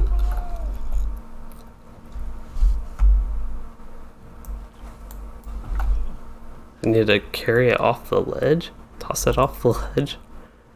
Wow. This is an interesting boss fight mechanic.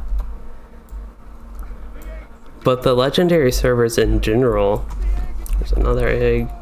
Now at least I know what to do, but the legendary servers in general I think are unfortunately going towards a bit of a bad period with the Rohan and Gondor content. I just don't think there's that much super exciting going on with that. Yeah, Andrew McKinnon, I'm guessing you commented that back when I wasn't throwing the eggs off the ledge. Well, it's my first time going through this. This is a very weird thing, but it's interesting and I'd say a little bit fun. It's just really weird that I have to take the eggs and throw them off. I can't just like stab them with my spear or anything to like actually destroy them. I can probably kill these. Too many eggs have hatched. I'm going too slowly. Wow, they just totally teleported me out too. They didn't like let the mobs kill me or anything. But hopefully this time, now that I know a little bit what to do, it'll go a little bit better. I don't know if my progress will reset if I enter here. Maybe it will. Not entirely sure.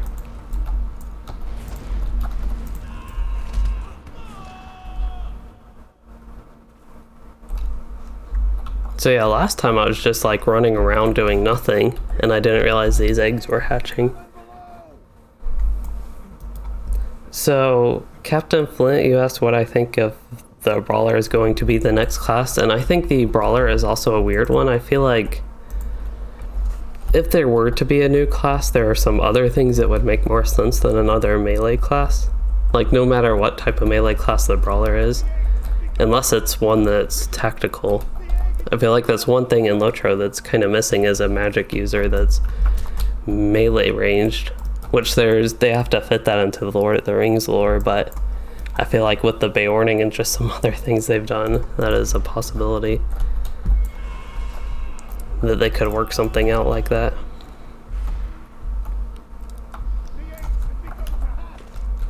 So yeah, I think before, the first time I tried this, before I even knew that you had to take these eggs, I was just running around killing the dragons, the little drakes.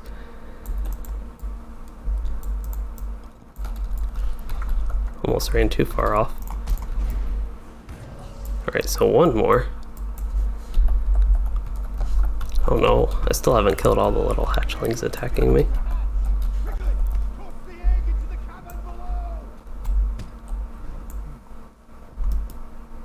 See the green effect, but it actually goes outside of the box. Usually in LOTRO, the box is like way bigger than the effect shows,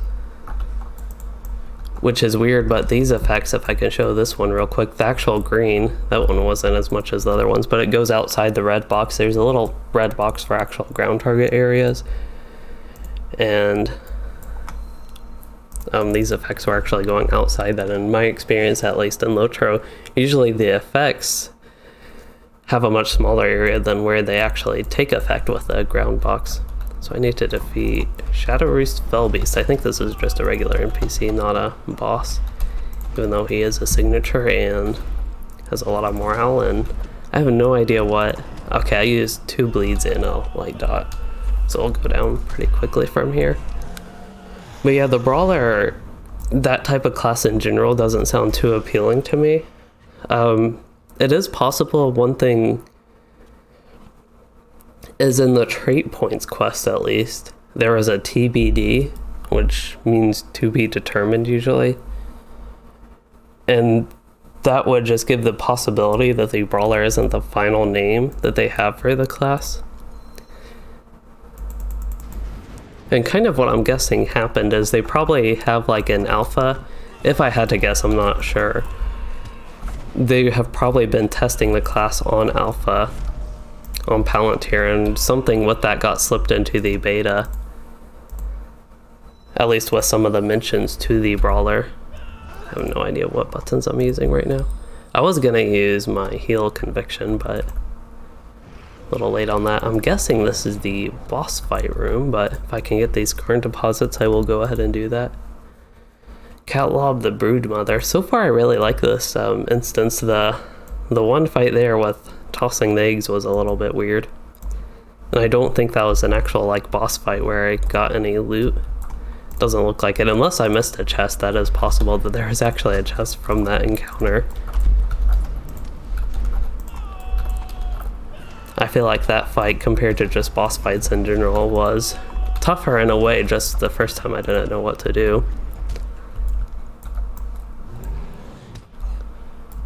Or I shouldn't even say tougher, but just as much involved as like one of these boss fights. So I might go back and just make sure I didn't miss a chest there before I leave this instance.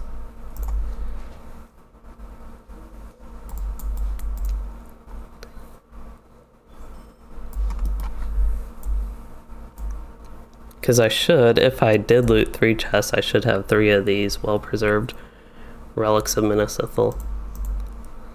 And while doing that, I can do some useful stuff and clear out my inventory. Don't think the hero's necklace, yeah, I can just straight sell that.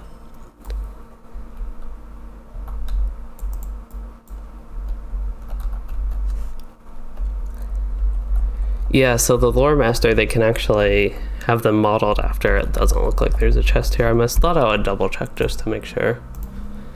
But yeah, with the other classes, there's like a character that fits them. So like the champion is like Gimli, you have lore master is like Elrond, hunter like Legolas, just a bunch of things like that. Guardian's a pretty general thing. Even Warden, there's like Haldir, I think. And it's a pretty general thing. There's like Wardens of Innuminos who aren't... I don't think they necessarily all have to be actually like the Warden class, but it's just something else that they're kind of like. And as far as quests go, now I think I am actually done and need to do the book quest with Mithrandir, and eventually I will come back here.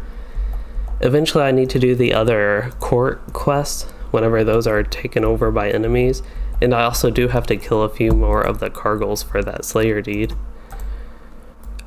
Otherwise, I am ready to be finished with Minas Morgul. I will do the book quest, so I'll go ahead and use my map home skill and talk to Mithrandir and see what I need to do for the rest of the book. Maybe get caught up a little bit on that, and then get towards Bar Nirnaeth. I think that's where the next place is, Thuringwrathfather, which goes to Bar Nirnaeth. And I keep forgetting to actually change my milestone skill away from this place at Chad Tardim. I don't need it here. At Chad Yule is the one I want for it. But yeah, with the Brawler, Captain Flint, as you said, I don't know that there's a specific class that really fits that. In LOTRO specifically, we have some NPCs like the Dour Hand Brawler from Irobar's Peak is what I really first thought of with that. This is a purple piece of gear, but I actually don't think it will be an upgrade over mine. It has all the same stats, but lower. It's a little bit odd for me to randomly run into a book quest after all that that's like worse than what I have, but that is okay. I'll still get it and deconstruct it into Embers of Enchantment. Apparently this one is locked. So what do I need to do? Talk to Melder just inside the entrance of Minas Tirith. That's the bad Minas. Minas Tirith is the one I don't like as much, but I think I can go there. I think I can go from Bree to there, so I'll go to Oscaruth, then South Bree, then Minas Tirith. This character doesn't... I still need to look into getting all his old muster skills and getting whatever currency and reputation I need for those. Maybe, hopefully just like running old instances, I could do that.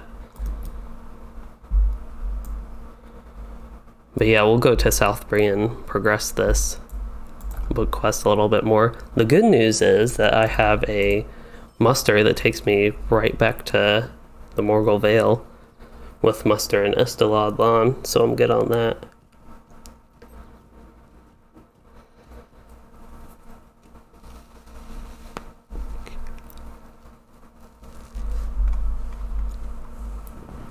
But otherwise, just for the outlook for the rest of the stream, I'll probably see where this book quest leads, then be about ready to wrap it up. So Minas Tirith, I'm guessing I don't need to go to the Midsummer one. I actually don't have the regular Minas Tirith discovered. So I think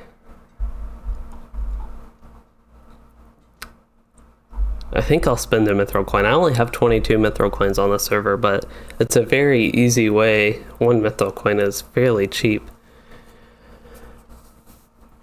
to spend on swift traveling somewhere like that. And it saves just a whole bunch of time from actually having to discover that. That would be a nightmare on this character trying to do that. That is some other quest, I think. Hopefully I don't need. Maybe I do need the after battle version of Minas Tirith.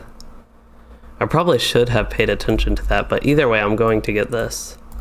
Actually, it's odd that I don't have this discovered, because I have been here. Don't know about the after battle one. Kind of forget how all that works, but I'm guessing that's my actual quest is the after battle version. So how do... kind of forget. There's a way you get to that after battle version. Maybe you have to go to Farinorian. No. Osgiliath? South Athelion? Pelennor? Actually, I'm not sure. Maybe I'm just mistaken a little bit with this book quest.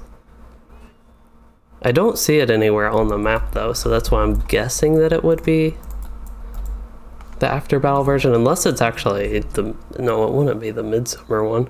just inside the entrance to Minas Tirith. It doesn't say inside Minas Morgul or Minas Ithil, right?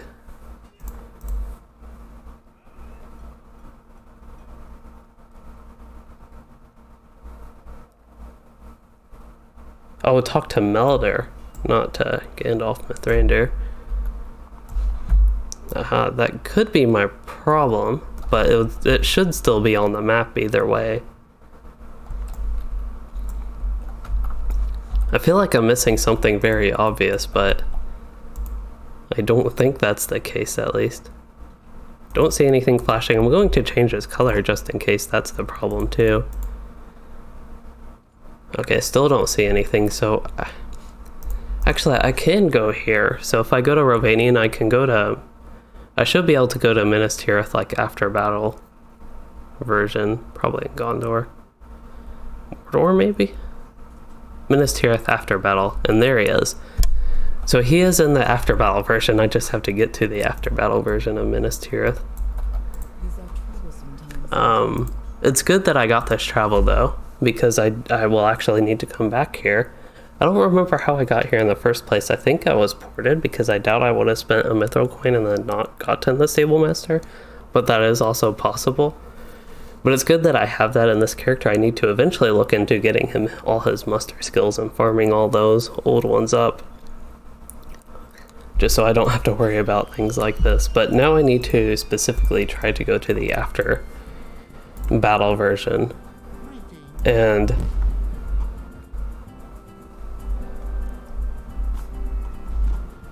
I wonder what the best way to try to do that would be. Could go to Minas Tirith Midsummer. I'll actually try Holt this from the Vales of Anduin and see where that leads. There's just so many stable masters in LOTRO now, and so many like old main hubs, that it's like there's just so many of them. You have to sometimes try to navigate around them a little bit. For some reason I used to always end up in the after battle Anorian, and I don't know how that all happened. So there's Osgiliath after battle. That's not where I want to go exactly, but I might need to go there first. I can spend the Mithril coin. I don't like spending my premium currencies, I guess, on LOTRO in the first place. So like my LOTRO points and Mithril coins, I don't really like spending them, and I get like all the LOTRO points, 500 LOTRO points a month for being VIP. And if there's like a big Mithril coin sale, that's when I get Mithril coins, because they're just generally useful, but then still I don't like to spend them that much. The last time I really spent Mithril coins on this server was to get the 3rd trait slot, which is a lot of Mithril coins. So there's Minas Tirith Midsummer, but I want the regular Minas Tirith, so one more Mithril coin and we'll finally be there and have this stuff discovered for future use. And this is probably, I think like I mentioned, the Minas Tirith that I usually end up at somehow. I don't know how I end up at it if the regular one takes you to the before battle. But just like when generally traveling and navigating here. But this one does have the quest I need, and that is the whole point of going here. Even though I don't like Minas Tirith and would like to be out of this place as soon as possible. Actually, I used to dislike Minas Tirith more. Over time, it's gotten slightly less worse. But overall, I still don't like it that much, and much prefer Minas Morgul, where it's full of enemies and you're kind of working through the circles, progressing through that. As far as the structure of it goes, it's pretty neat, but actually playing through it in the game, that is one of my least favorite places. Alright, so I think I need to go through here. Midsummer actually is one of the big things that changed my opinion a little bit. I liked Minas Tirith, the Midsummer version, decently, for what it was at least.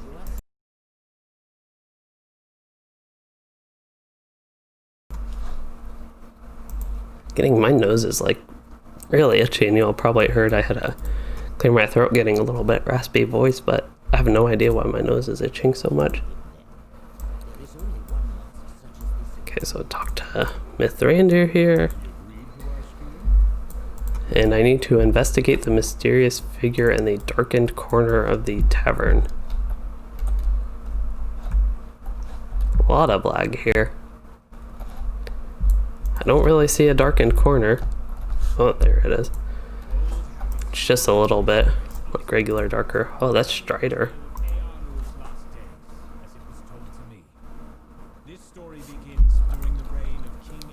I remember Strider from Bree, but that's about it.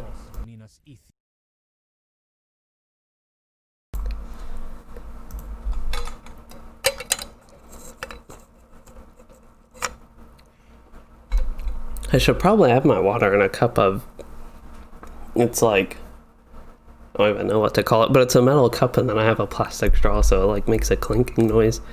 I don't know how loud that is.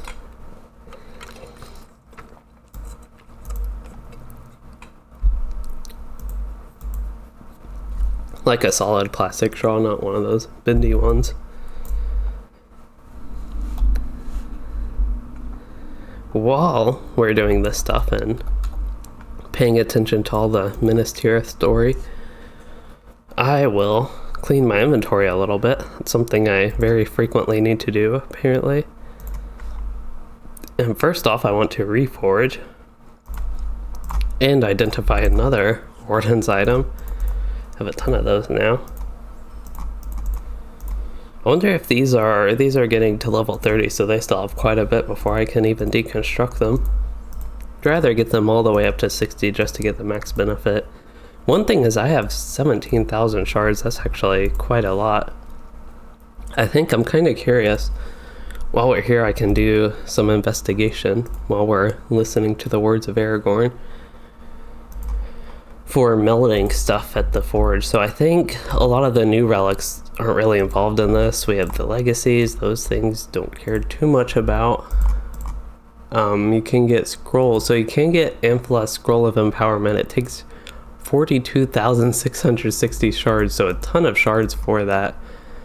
That was kind of the main thing I was looking at. The Scroll of Delving and the Scroll of Empowerment would probably get the Scroll of Empowerment from that. But it does take a ton of shards. I don't know if I'd ever get that many shards, and that's pretty much the only thing this character would use shards for. If I remember correctly, shards are account bound or are not. Actually, I don't remember. I thought at one point they were, and then at another point they weren't, but it looks like they are now, so they're account shared. But this means my alts can use a mini low-level character on the server, which I probably won't have too many of in the future on the server. I'll have those on Anora usually. But yeah, they're account shared, and it looks like they don't have a cap, so maybe after, like, if I refined, say I'm getting all these relics, if I refined enough of those, I might actually get enough things that I could. Actually, I wonder, I have a ton of tier 6 relics, that's probably what I get, but if I refine enough of these, eventually I could get enough shards, I think, to make like one Scroll of Empowerment, and it's a slow process to get that. But really the main thing I'm getting is Heritage Runes, which can serve for my other characters. Even though I don't think the relics are that useful, that aspect of deconstructing stuff, besides for the shards, so that's kind of what I wanted to look at here. I actually don't know. I need to find out, maybe think about it a little bit if upgrading. So one thing with the relic forging is if you do all that, it doesn't take a ton of gold, but it takes a decent chunk of gold to just combine all those. Especially if I do that for every tier, and even this one I needed to do it twice. I didn't have to spend all 5 gold each time.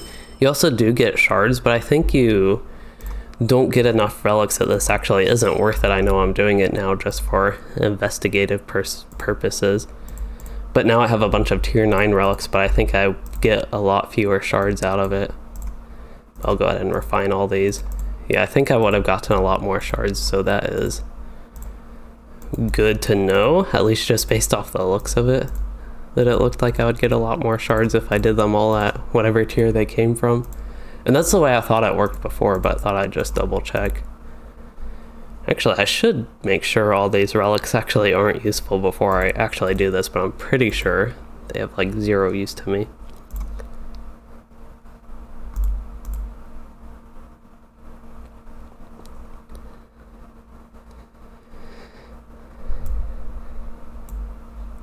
Made it look like there was an underscore in his Ode King thing just because it was right at that little line from the steps. The little brighter light there.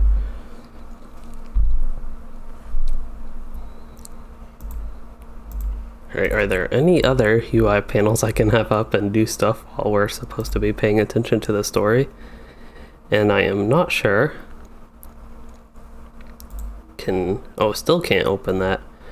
You know, one thing I didn't even consider is I have all these maps. I think Party Tree, Bree. I have one like Camp of the Host. Or, yeah, it's called Camp of the Host.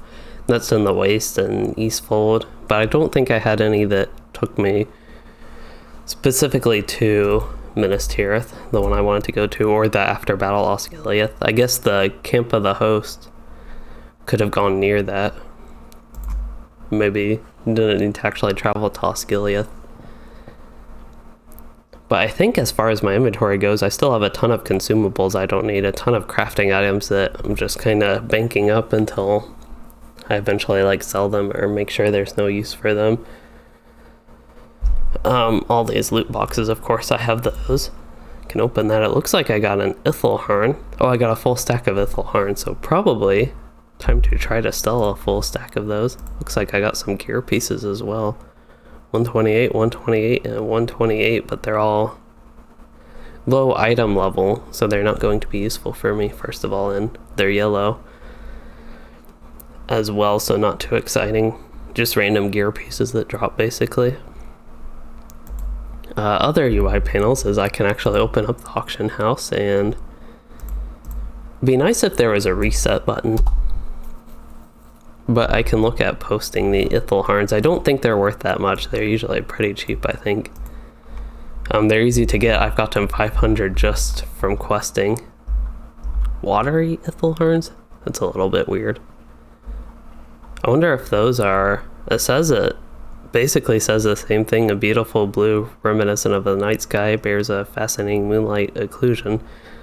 But one says watery Ithelharns and one of them says Ithelharns. I was wondering if Wells of Lengthflood had the watery ones.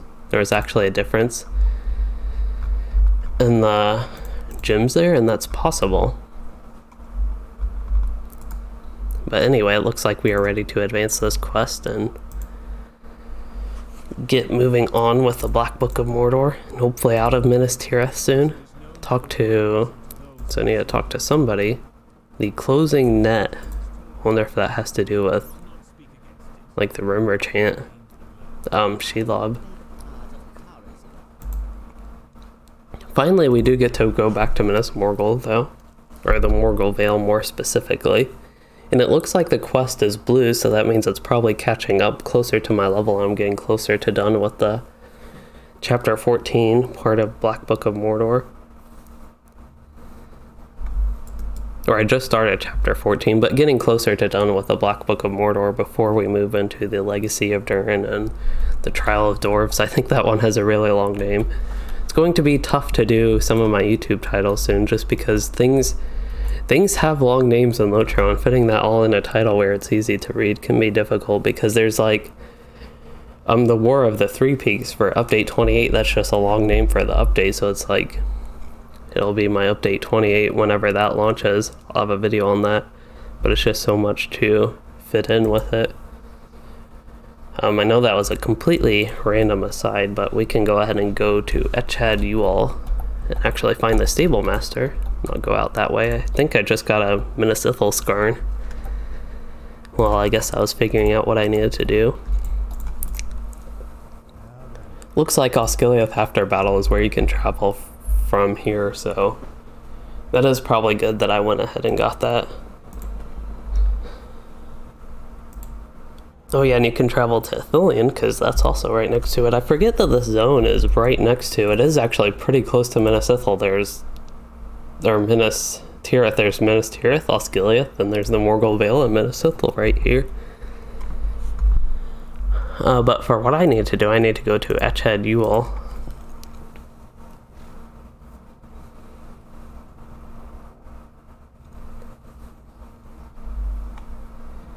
And then turn in this quest, and we'll see where this leads, but this is probably going to be about the time I need to be getting wrapped up here. So we'll see. This is defeat. Oh, I need to defeat enemies again in the Minas Morgul? Wow. I'll probably go back and do that when at some other point. Actually, I probably should do the book quest.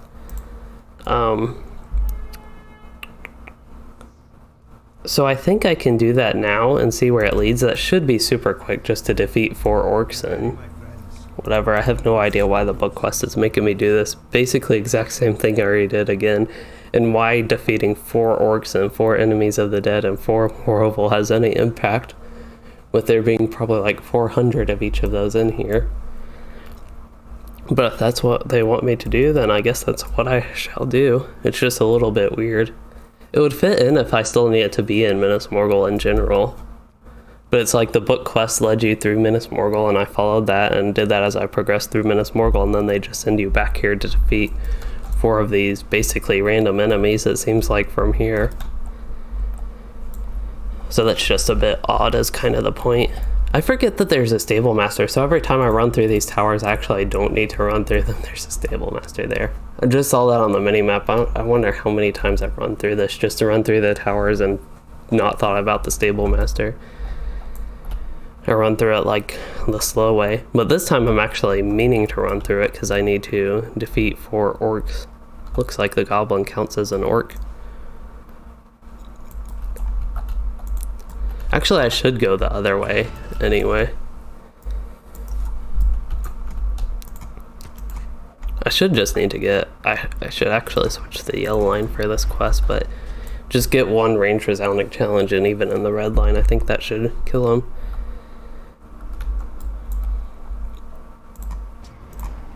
Oops.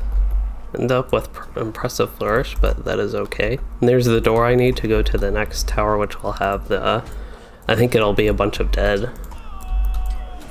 up there. Wow, I had enough lag that Piercing Strike actually just didn't go off. It totally ignored that. Or totally ignored the 1-3 builder.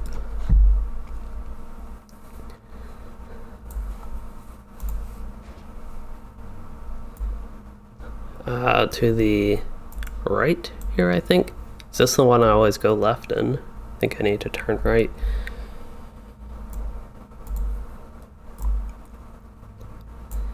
So I thought about waiting to go back here and doing like the other circle quests that I still need, or the other court quests rather, that I still need. Actually, I should switch to the yellow line, which I think is spec 2 for me.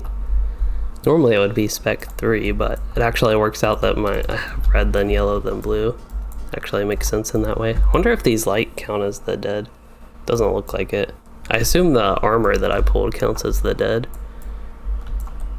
And all these spirits. And the Moroval I'll get in the next circle after this. And I don't know where the book quest will lead after I need to defeat these 4 if I like turn it in and then have to go back here again for something. I'm assuming eventually I'll actually enter the Citadel of Night, that area. But I'm not entirely sure. And when I do that, what I was saying was I was thinking about waiting to come back here until I need to... I can do the court quest and the Slayer deed that I need up there. But I'll see where this book quest leads once I defeat the 4 Moroval and then go from there. But as far as today goes, as I mentioned, like, it's been like 40 minutes now. I was making crazy progress there for like the first hour. Usually I'm a slow quester, but I felt like I did a ton of quests and just made a lot of progress here in Minas Morgul in general, so that was nice. Been a little bit slower since I had to do the book quest and go back to Minas Tirith and all that traveling involved with that. I even did the solo instance since then, so still did a lot, but overall just a little bit slower. That's what it was ultimately like. Perhaps I am going the wrong way to find more oval, so maybe I'll turn around and try the other way. This is a circle that's going to be more dangerous to be in the yellow line in general, but I think for just defeating 4 more oval, it will be okay. Defeated one of them. I don't know if it was the signature that got defeated that quick from the damage over times. I don't think I can actually hit those moreable, but there's one right down here I can get. Did not mean I just totally wasted a power potion by misclicking that. Again, the problem with clicking, but we already talked about that pretty well way earlier in the stream. Okay, so now I need to talk to Kulong on the uppermost tier. I wonder if that was just to get you to travel back to the uppermost tier, make you defeat some enemies while going there, which is kind of what I was thinking later, that it's probably going to have me do more things.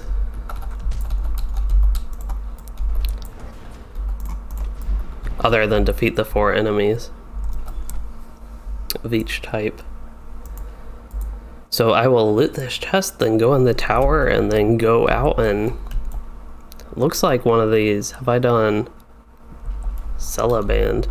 I'm actually going to see, this could be one of the enemies I need to defeat on this one. I don't remember specifically if it is or isn't. If it's this one down here, I need 2 of them, and I think actually the one in the green area there.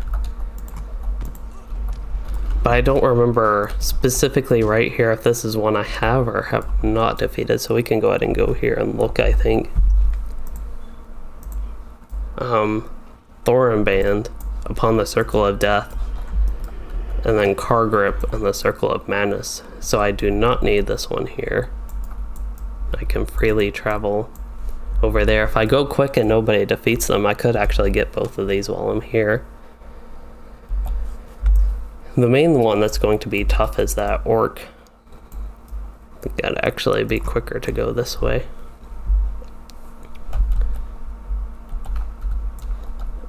I would get on my war steed, but that'd probably have too many issues.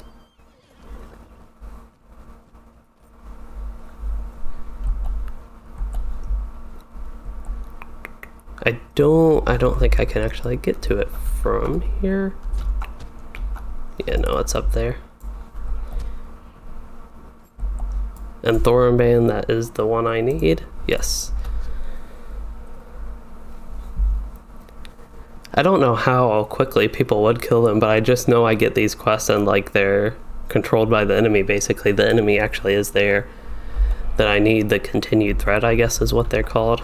So I just want to make sure I get up here. I am in the range spec, so this is actually very bad.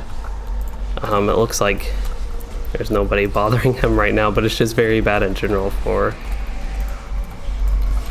if I were to try and pull him. I have never surrender up, but as you all probably see, I'm taking tons of damage here.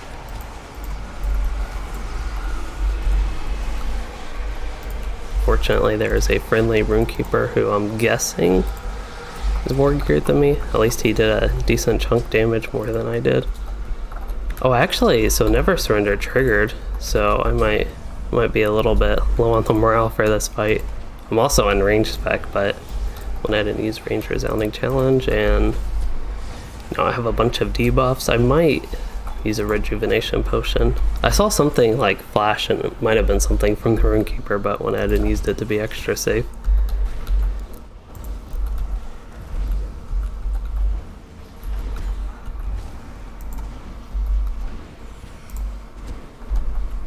Wow, so many debuffs here. I'm just like silenced and all that.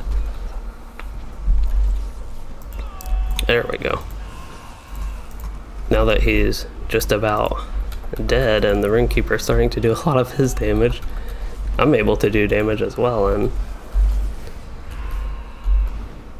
we're finally making progress. I'm using a bunch of bad gambits. I feel like the fight, I was just expecting it to go a little bit quicker, I think, not putting too much investment in all my damage over times. But I am ready to turn that one in, and I can go ahead and talk to Kulong here, but I would like to try to get the other one done, the other court one, just to go ahead and have each one done. I might even come back and circle through here every once in a while and try and get those. As far as this piece of gear goes, it's a purple, so it's a purple versus a yellow for me, so it's an upgrade in terms of that, but it's lower item level. But having this one's kind of odd. I do gain a lot of vitality, I gain a decent chunk of agility, but I lose I lose a lot of physical mastery, and I don't make up enough of that from the agility I gain.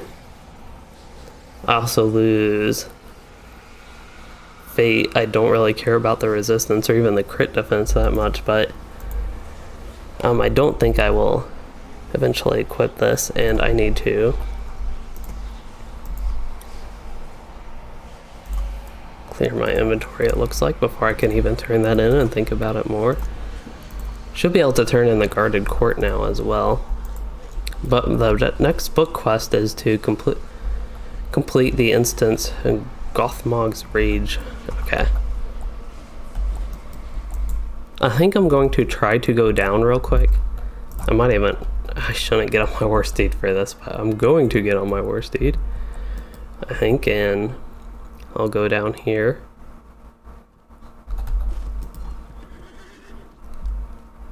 Okay, I really should not be on my war steed for this. I can't even tell where I need to go down. I know there are steps here, but here they are. But I'm going to try to go down real quick and get Lurband. Just a little bit of extra travel here, but I think it will be okay. It looks like I'm safe to get on my regular mount, so I'll go down this ramp, and then it looks like there's another ramp to go down, maybe. Actually, the green one. Okay.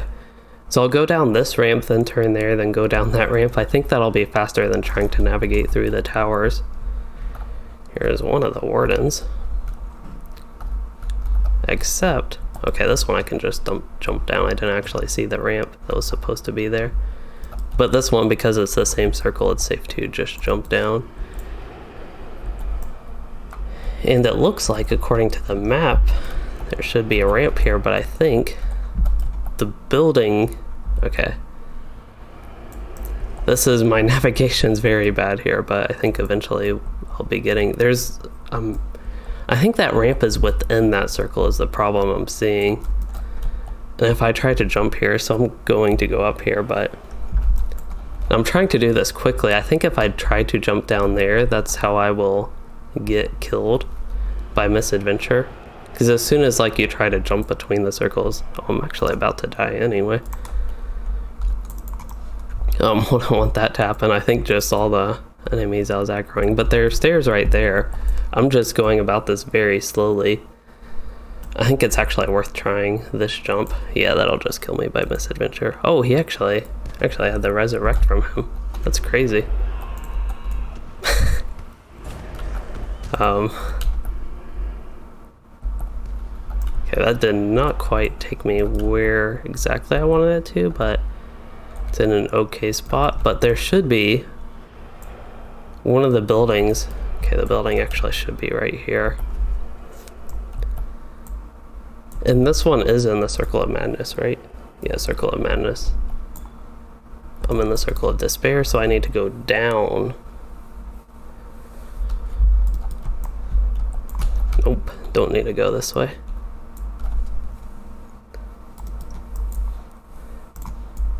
I know this is really bad navigation again, but I think eventually I will get down there. I was talking about how good progress I was making earlier, but this is just the type of stuff that it takes. I could do a whole quest set pretty efficiently, but then I run into something like this and it just takes a little bit of time. But I think there's an actual ramp coming up here that I can go down. No, the map isn't super precise. There's actually one here as well that didn't show on the map until I got like to the very end of it. And that's another problem if I'm basing this navigation off the map and not just from memory of what I have done, which is I haven't done much navigation on these ramps. It just takes a little bit of extra time and dealing with that sort of desync in a way, I guess, of where your character actually is and what the map shows. With actual highlighted ramps, I mean, versus where the ramp actually begins and ends. And where the ramp even goes, if it goes between the circle or just between the two circles or just like within one of the circles. It takes you to 2 levels of them. But anyway, we are on track. As long as nobody is in the middle of killing him and about to be done, I should be good. And it said circle of... Oh no. Okay. I totally messed up there. I did all this talk about how I needed to go down to the Circle of Madness, and then I went all the way down to the Circle of Sorrow. I was like, wait a minute, I'm on the Circle of Sorrow, aren't I? Alright, so one more try at this. I'm surprised he's still up. I really don't know how fast people usually go about killing these things, but I just worry because it's something I need, and I've seen them go up and down really quick before playing this character. But I think now we are finally on track for where I really need to go. So that wasn't too much of a detour, fortunately. The main thing was actually getting down to this circle that I'm on now. And I should just need to go a little bit up here, it looks like. And I will be done traveling. Still need to defeat Cargrip. Cargrip sounds like an orc. I think I mentioned that when I first heard of the name of this NPC, but it is a Morval that has an orc name. And these enemies in general are very deadly. It's one of the reasons I was switching to at least melee spec at this point, but I'm trying to keep healed up. Yeah, I was not able to keep healed up there. Just a lot of ground effects and stuns and slownesses that make it harder. Wow, I should not have revived there. I can get a heal off, but can I get safe quick enough that that heal ain't gonna do much? I should try to not even let these Morval hit me, all while trying to heal myself here. This is a bit of a tricky situation, but as long as I can run away a little bit. And there I'm getting stuck. And now I am stunned. I can use a rejuvenation potion. That should help a little bit. Get rid of my debuff. I actually don't know. It looks like I have Cargrip attacking me. I'm just going to get my morale restored a little bit before I do anything else. They're doing so much damage to me.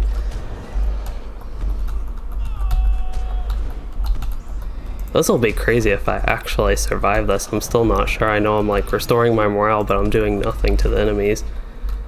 I'm doing like no damage. There, I used one damage skill, but that was just to clear my gambits a little bit. And I keep using resolution specifically just because that does the immediate restore, and I'm needing all this immediate morale gain. But I think I can do a little bit of damage, and that should clear the ads out a little bit. And I can probably use, I already used restoration, but I can even use another single target heal, get an interrupt going. Alright, so that was crazy. I popped up in a puddle, had like, I don't know, I had like 20,000 morale to start, but I think I got down to like 5,000 or 2,000 or something. Used a really weak heal and was able to get enough from that I could just keep running away, used a single target heal, then was able to use my AoE morale taps for a while. But yeah, Cargrip, that is like such an orcish name that I feel very bad for this Morval, whoever gave them that name.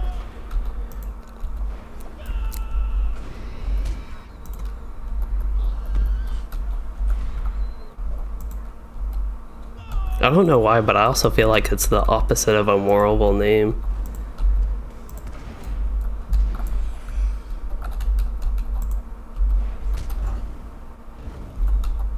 I'm going very slow with this fight, but that is okay. I'm just trying to be extra safe with my morale after all that, and eventually my dots should wear her out. And using some more, it looks like I got a bat to join this fight, but that should die from AoE as well. Get out of that puddle. The puddles are the really bad things. Hey, Dan's Adventures.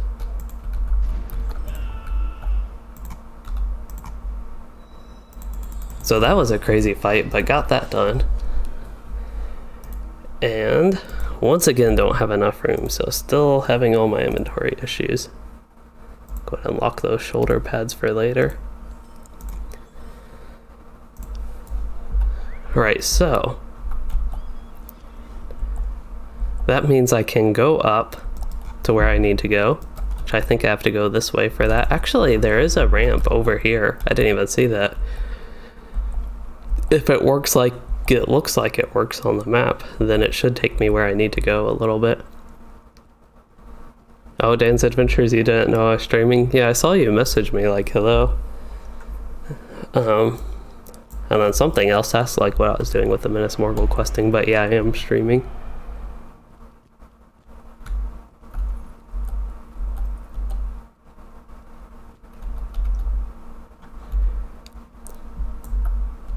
The Morroval, so Stan J, and you said Morroval with car grip name, or maybe it is a gift. Like the car grip name is a gift.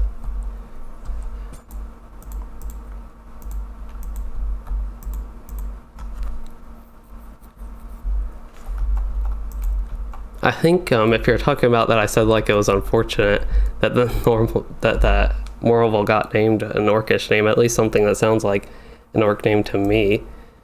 That if you're saying what I think with it being like a gift, like more of a compliment, having an orcish name that is possible as well, that like they would consider it a good thing.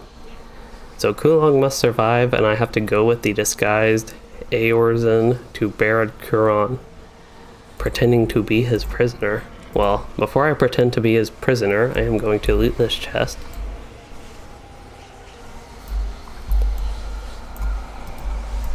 And there are those screaming fountains.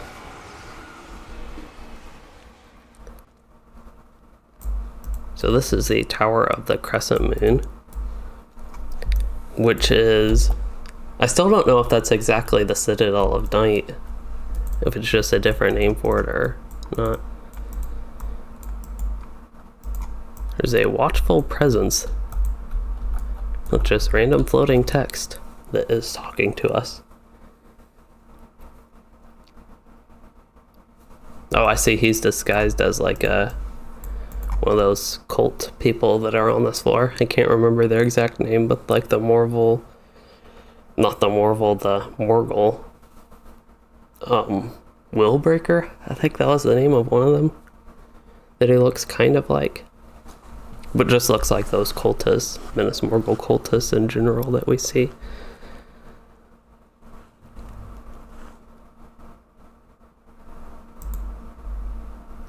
So I am pretending to be the prisoner of him, and I am a long foe of Gothmog.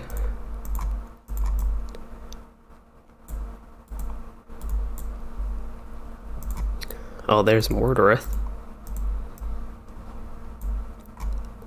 He was the last boss in Khurn Dûm. I think when we defeated him, he talked something about like that won't be the last time we see him, and this is finally the next time we see him, I think.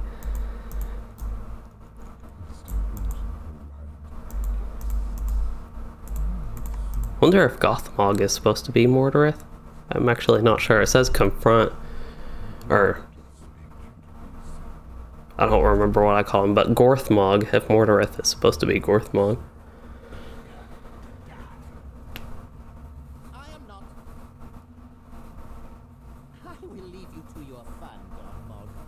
Yeah, he's calling Mordarith Gothmog.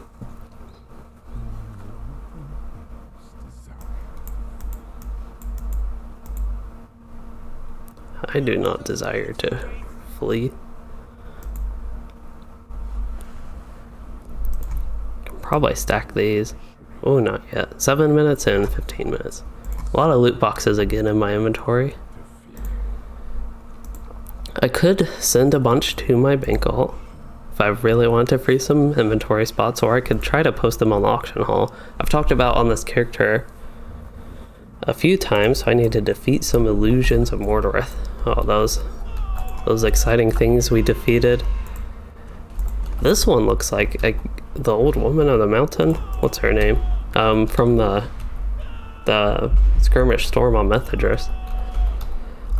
But the last time we defeated illusions, they were like illusions of himself, basically. I think there were a couple other illusions eventually that he shifted himself into, but they were like some of the phases of the last boss of Khurn Dûm, his fight in that. He had like illusions of himself, and he damaged them like once and they disappeared. You'd finally be left with the real Mordarith. Don't see any more illusions to defeat. There we go. Okay, this one looks like a friendly. I don't remember if it's Elrond or Elro here, but I'm pretty sure this looks like one of those two.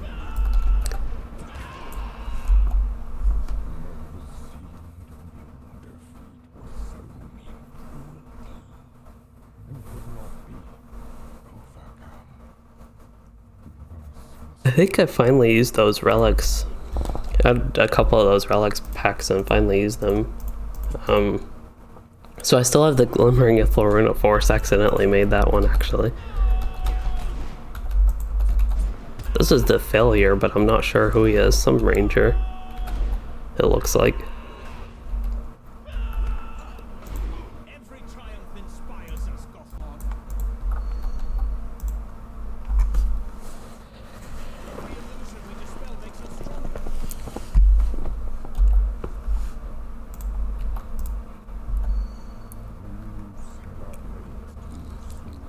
So I wonder if we get to eventually fight Mordarith. Oh, now we have to defeat all of them at once. Wow, one of them. Did I just do like 360,000 damage?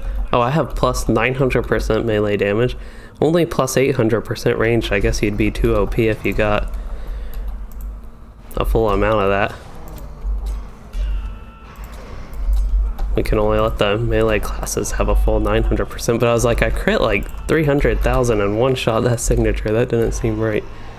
He says bleed now. I wonder how strong his bleed is. It's actually not too bad, but I'll just press a button and get rid of it.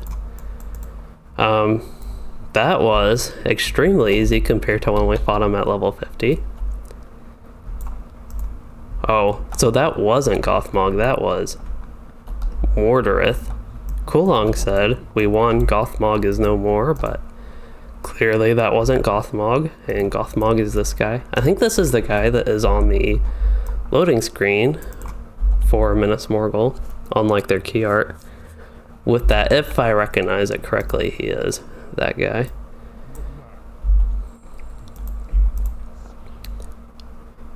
If I can get some decent screenshots of him, then that'd just be good for some future thumbnails. The problem with a room like this though is there's just so much clutter, it'd be hard to see anything in thumbnails. Oh, am I supposed to be doing stuff? Apparently there was stuff going on in the room while I was doing that. I was taking damage. I thought I was out of the area wherever that damage was going, but I guess I wasn't quite, because I still took 68,000 damage. At least I can heal myself. This is the like most one-sided and boring fight they could come up with.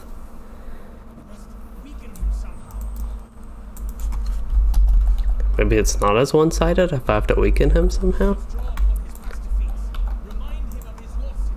Unless we do just have to wait for him to talk and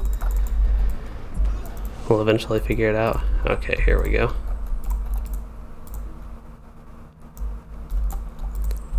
So I have to draw inspiration while they're doing that.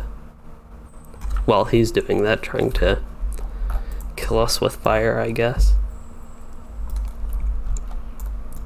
One more here. It's probably, yeah, about to switch to where I was. I might have been able to finish it, and I don't think it does enough damage, but now we need to defeat him. I don't have a buff this time.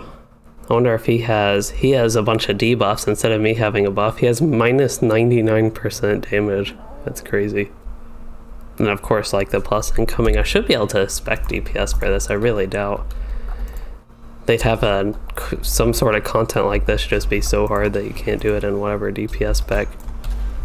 Especially considering how easy the questing has been up to here. It looks like I have buffs again though, or had a buff. It could have just been a quick warden buff.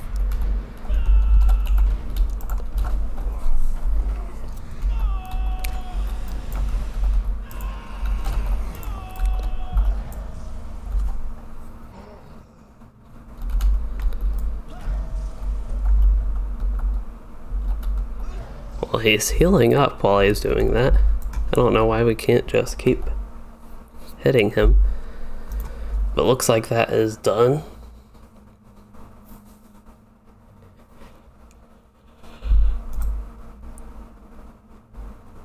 We could talk back to our shade of Isildur here. Find the room of the beacon in Barad-Curon.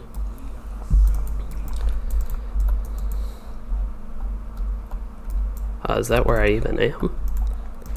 Whoa, that?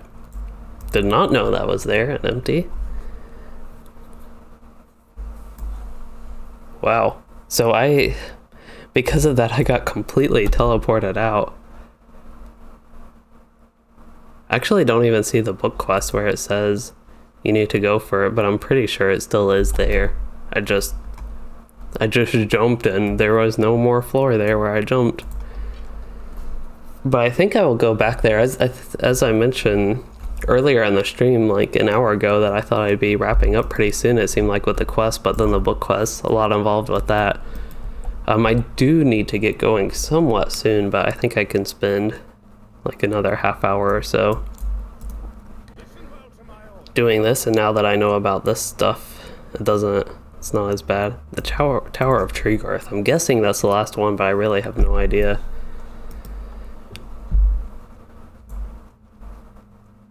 It looks like I chose poorly.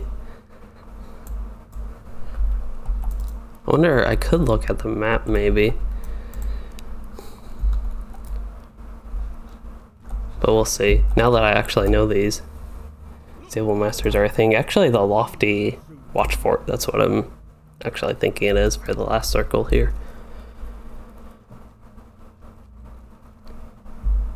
And that is the correct one. So the exit is somewhere across and either the way I just came from or over here. Yeah, there it is.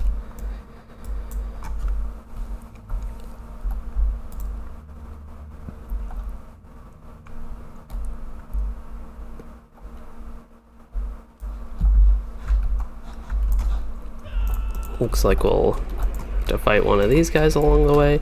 And just to make sure, yeah, this is the one I wanted, and I just have to go up.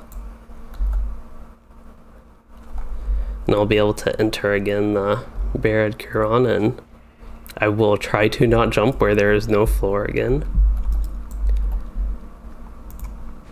Go ahead and get on. Actually, I think this is one of the few times it's fairly safe to get on the War Steed.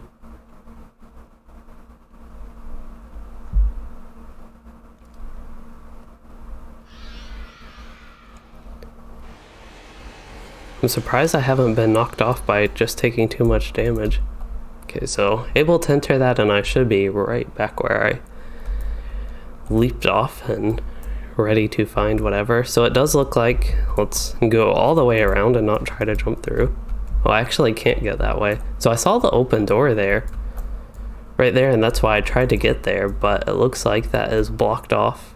Oh, I go through this way. And I make sure there was actually a path there and I wasn't jumping to nothing again, but there were steps. Alright, so I have to try to find a room that a beacon is in.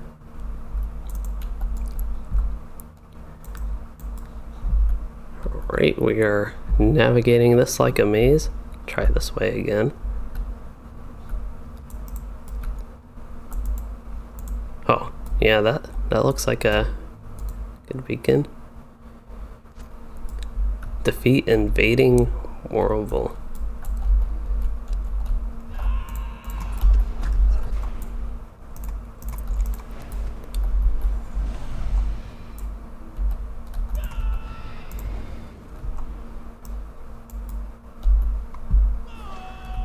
There should be one more invading Morgul. Here we go.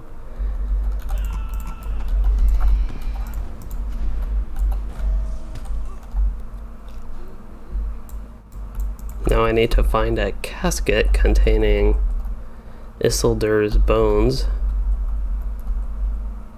There is a casket of dust. That is a tiny casket.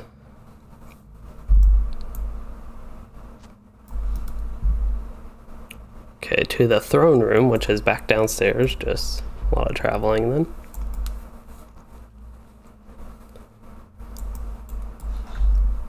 If I can even find the right way. There we are.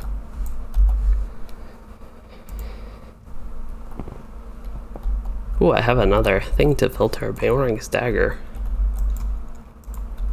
So many. I was like clearing out so many of my legendary items, but just so many of them again. Which is good, it's just I actually felt like I was making progress with cleaning out my inventory from those basically, and now they're right back, but they are useful. I do level them up, deconstruct them, of course. I don't just like straight up destroy them.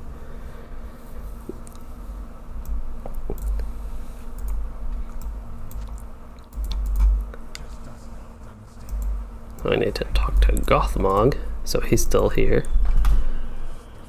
Talk to Gulong. So we are done with that instance, it sounds like, and ready to see where it goes, maybe? Oh no, we're in an instance now.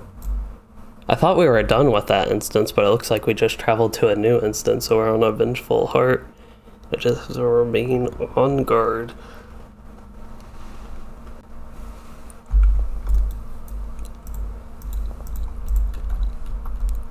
So this is Urgrakor, who wants to kill Gothmog, it looks like.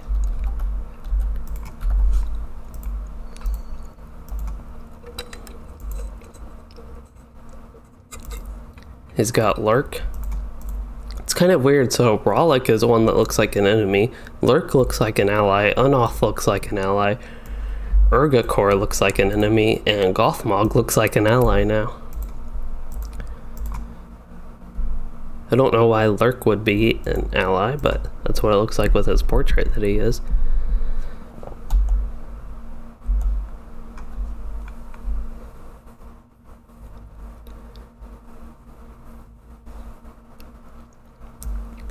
So while we're doing all this talking, if we have to actually get to fight any of these guys or anything, but one thing I was trying to do at some point just to keep stuff going. Oh, somebody said Loueyden. Loueyden, I am asking you, speak or the ranger dies. Okay. He dies anyway. Well, that's interesting. But these loot boxes, they have gotten so cheap. Oh, that's a level 20 one. How did I get a level 20 loot box? These ones, even these ones have gotten so much cheaper than they used to be. I don't know how I sold these for 6 gold, but I did. I think it was like 6 or 7 gold each that I sold them for. I don't know how that happened. Who do we get to actually defeat him this time? Nope, still remaining on guard. Oh, so Lurk is taking me to search the tower apparently.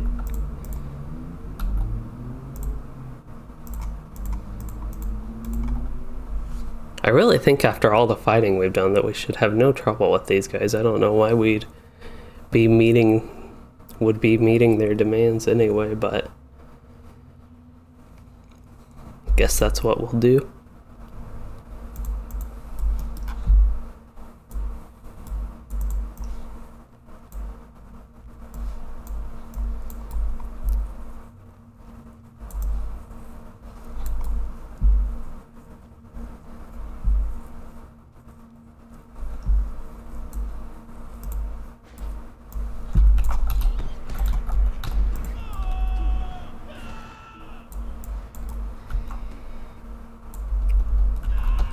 Actually, I don't know which way he will decide to turn, so maybe I should be a little bit closer to him. I just thought I'd clear things out just to speed things up a little bit with him.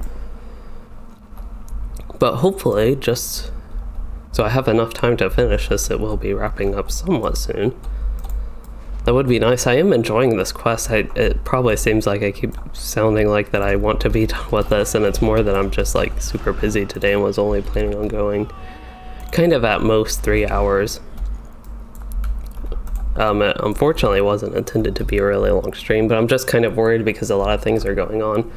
Here I'd like to get this Minas Morgul stuff done, even with the book quests, especially now that I got all those court quests done at least once. And I can always come back here, but I'd like to go ahead and finish up this set with the book quest specifically in the whatever building this was.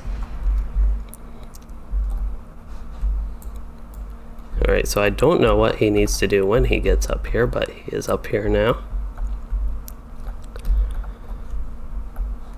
I don't see any winged beasts, but...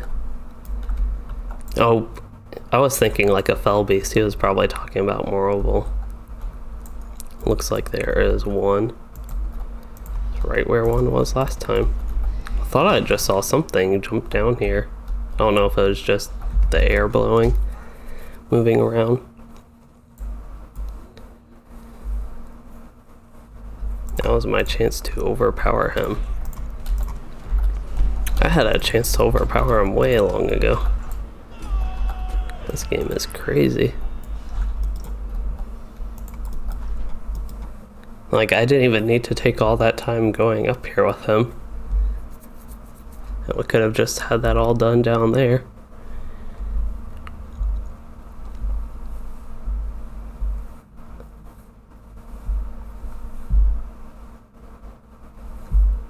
At least I have Forced March as a warden.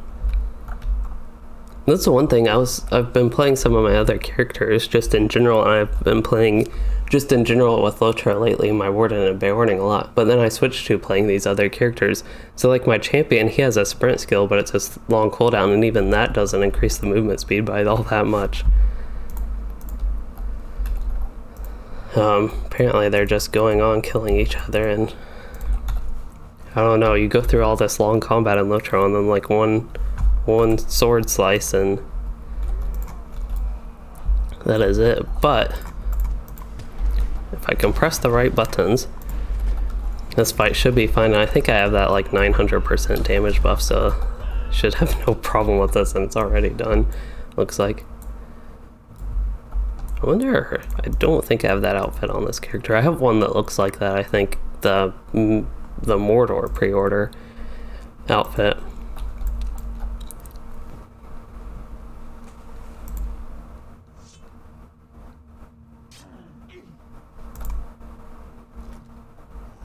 At least that was pretty neat. The animations for that were actually not too bad. With Morgoth going up and totally backstabbing him. Hey, Plague Gaming, you said, hope your day is going well, guys, and thank you, my day is going well so far, having a lot of fun in Minas Morgul, so that helps. And it looks like, based on getting a trait point and choosing from a cloak, this next quest will be the last one, the final escape quest, and probably get an upgraded cloak from that, it looks like.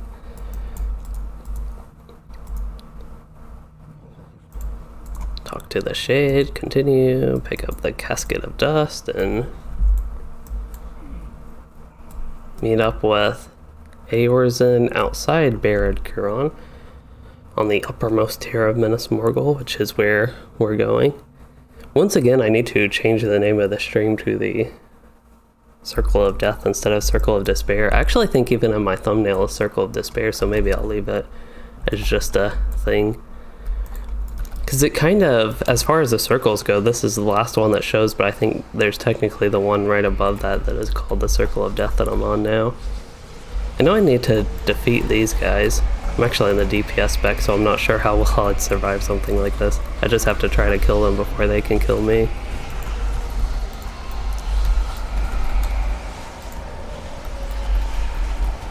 Well, one of them died enough that I wasn't even able to use my fist builder. But I need to find the guy that I need to talk to. Wait, it says look for Eorzen. Oh, he's at Chad Yule now. But the Race Slayer of Imlad Morgul, that is the last thing I have to do. I don't know if there are any race in Thuringwath, but that is the last Slayer I need, and I might be coming back to Minas Morgul to do that. Maybe doing some of the other dailies at some point, but for now I just feel really good that I've actually made enough quest progress to be done with Minas Morgul questing. I was here forever and it was fun, but again, it was just being here forever on this character, and some of it was just my general slowness that definitely counts for a lot of the time here, but also that I just haven't quested on this character too much lately. I did like the long 9.5 hour stream a couple weeks ago, I think, or even 3 weeks ago, I don't know, and then I've just been more busy. That's one reason I want to do that really long stream way back when I did it. if anybody watched that one. I did it just because I had the opportunity to do a really long stream and I thought it would be fun, and it was. But after that, I just didn't get much quest progress. And the first couple of days after that, I wanted a little bit of a break from Loueyden because of it. Okay, looks like I can get my padded cloak of Barid Kuron, and that is an upgrade. I actually get more offensive stats. I do lose finesse, but I get critical rating and get a lot of agility. I actually lose vitality. The Vade rating, I actually lose that as well. So the main thing is really 2,000 more agility, which is like 6,000 physical mastery and 2,000 critical rating, among other things like evade rating, I think. But overall, I think it will be an upgrade. And the actual looks of the cloak, okay, that's actually a somewhat ugly cloak, and it's even tattered, ripped a little bit. But that's okay. Otherwise, that book quest is done, I guess. I turned that in and there's nothing else, so that is done. I wonder if the next book quest I have is the Legacy of Durin. I might just be done with the book quest of Minas Morgul. That seemed like a complete thing. That blue enemy, Morgoth, I think his name was the one that's on like the loading screen, I think. And he was kind of like, it seems like the leader, and we defeated him and went through all the killing of the rangers and killing of the evil people. But at least I made it out, despite my attempt to not be successful at that quest with my falling into nothingness. But otherwise, I think that is a really good point to wrap up this stream. I didn't realize I'd completely finished the Minas Morgul book quest, but that's what it looks like. So I will be ready to start a fresh adventure in Thuringwath, finally out of Minas Morgul, the next time I play this character. And I will be streaming tomorrow evening, at least that's the plan. And that will be, I think, back to West Rohan. I think my Ken on Anor will be running some West Rohan deeds, so I'll actually do some questing and some deeding in West Rohan on that character, probably. And play gaming, you said, I know how you feel, Louie, with, oh yeah, not being able to play. You haven't been able to play for almost 2 weeks due to work and family life, but yeah, that's the way it is sometimes, and it actually makes it nice to get back to the game. I think having breaks makes, at least for me, sometimes more exciting to get back to playing.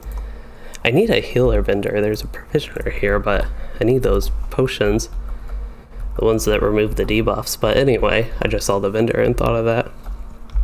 Actually, I wonder, there's the reputation stuff here. I actually need to turn in, I don't know if there's a task board here. I already have muster and Esteladlan. Looks like I can get a bunch of new things. Wonder, I'm probably close to the cap of Sigil of Imlad Ithil. Enchanted Vessel.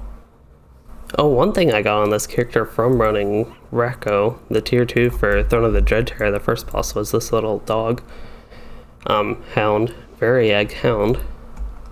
But that's nice. I actually have a cosmetic pet to have out on this character. Looks like there are sealed Ithil runes I can get. And Toma the Black Wolf Dog, that one would be neat as well, if I wanted a cosmetic. But sealed Ithil runes, that's probably, these things are probably what I need to be looking at getting next. I'm not sure. They probably have those in Wells of Lengthflood, and probably will have even newer ones in the Update 28 stuff. Otherwise, there's all this reclamation of Minas Ithil stuff that I really need the reputation for, so I'll probably just use these items to gain the reputation. And then I can get some of that crafting stuff, maybe. There's a bunch of like yellow pieces of gear that would be decent baseline, but I think I have enough of a baseline I don't need to get these. I don't know what these are. I don't think you can use the Flame of Encalamir on them and get anything. I know there's a lot of stuff like that, but I don't know. I think most of it is either crafting or specifically like gear that's meant for breaking down like quest gear and stuff like that to get your Embers of Enchantment. And this guy, oh yeah, he had all the crafting recipes. But anyway, I just wanted to remind myself what these reputation faction vendor guys had. But anyway, I gave a little bit of an outlook for what was coming up. I'm just going to be busy this weekend, but having the LOTRO breaks is a good thing, so focusing more on streaming today and tomorrow. And then Monday I plan to upload a hunter guide video. So I'll have that, and then we'll probably be more available for videos and stuff next week. Maybe the beta build 2 for update 28 will be out, and we can do some more testing of that. And eventually I'll also have a proper missions video. But anyway, that's just a brief outlook. As far as this stream goes, I have had a lot of fun going through Minas Morgul and really felt like I got a lot done in the 2.5 hours about. But anyway, to get moving on, I hope you all did enjoy the stream, and if you did, please consider liking and subscribing for more or becoming a channel member to support the content. And Play Gaming has a question real quick, which I don't mind taking that right before we're about to wrap up. But all that stuff still applies. But yes, I can do the question, and while I'm doing that, I actually need to look at the task stuff so I can do something useful in the meantime. So you said you only have a level 28 hunter and you seem to outlevel zones fairly quickly. That is something that goes on in LOTRO. You do outlevel zones quickly. Especially if you do deeds or anything on top of that, but... You said, should you try to keep up with crafting or do not worry about it till later? Keeping up with crafting while leveling will be a good thing, especially if you're interested in it, but it's no problem if you want to just focus on leveling and then go back and do crafting. The main thing is if you're a gatherer, so like this character is an explorer, I like to keep up especially with the gathering while leveling. Now, crafting gear while leveling is a good thing, but really with that, the gathering is good because then you can keep gathering resources as you level up if you have one of those like forester or prospector to gather stuff while leveling. But anyway, I'm going to go ahead and turn in these task items and then I'll get wrapped up with this stream. Actually, don't know. I guess I do need Great Alliance reputation. So I'll go ahead and just do that some. The Reclamation of Minas Tirith is the one I need for the other barters we were looking at, so I don't think those really apply, but I saved up all these task items just to be able to do this, so I'll go ahead and do it and get my Great Alliance reputation. Don't know the significance of them, but I remember wanting to do that, and it looks like I'm actually done with as many of those as I can turn in. But anyway, again with this stream, I'm surprised so many people have stayed in after I already did the outro, but again, I hope you all did enjoy it, and if you did, don't forget to like, favorite, and subscribe and all that. And thanks for joining and chatting and watching, everyone.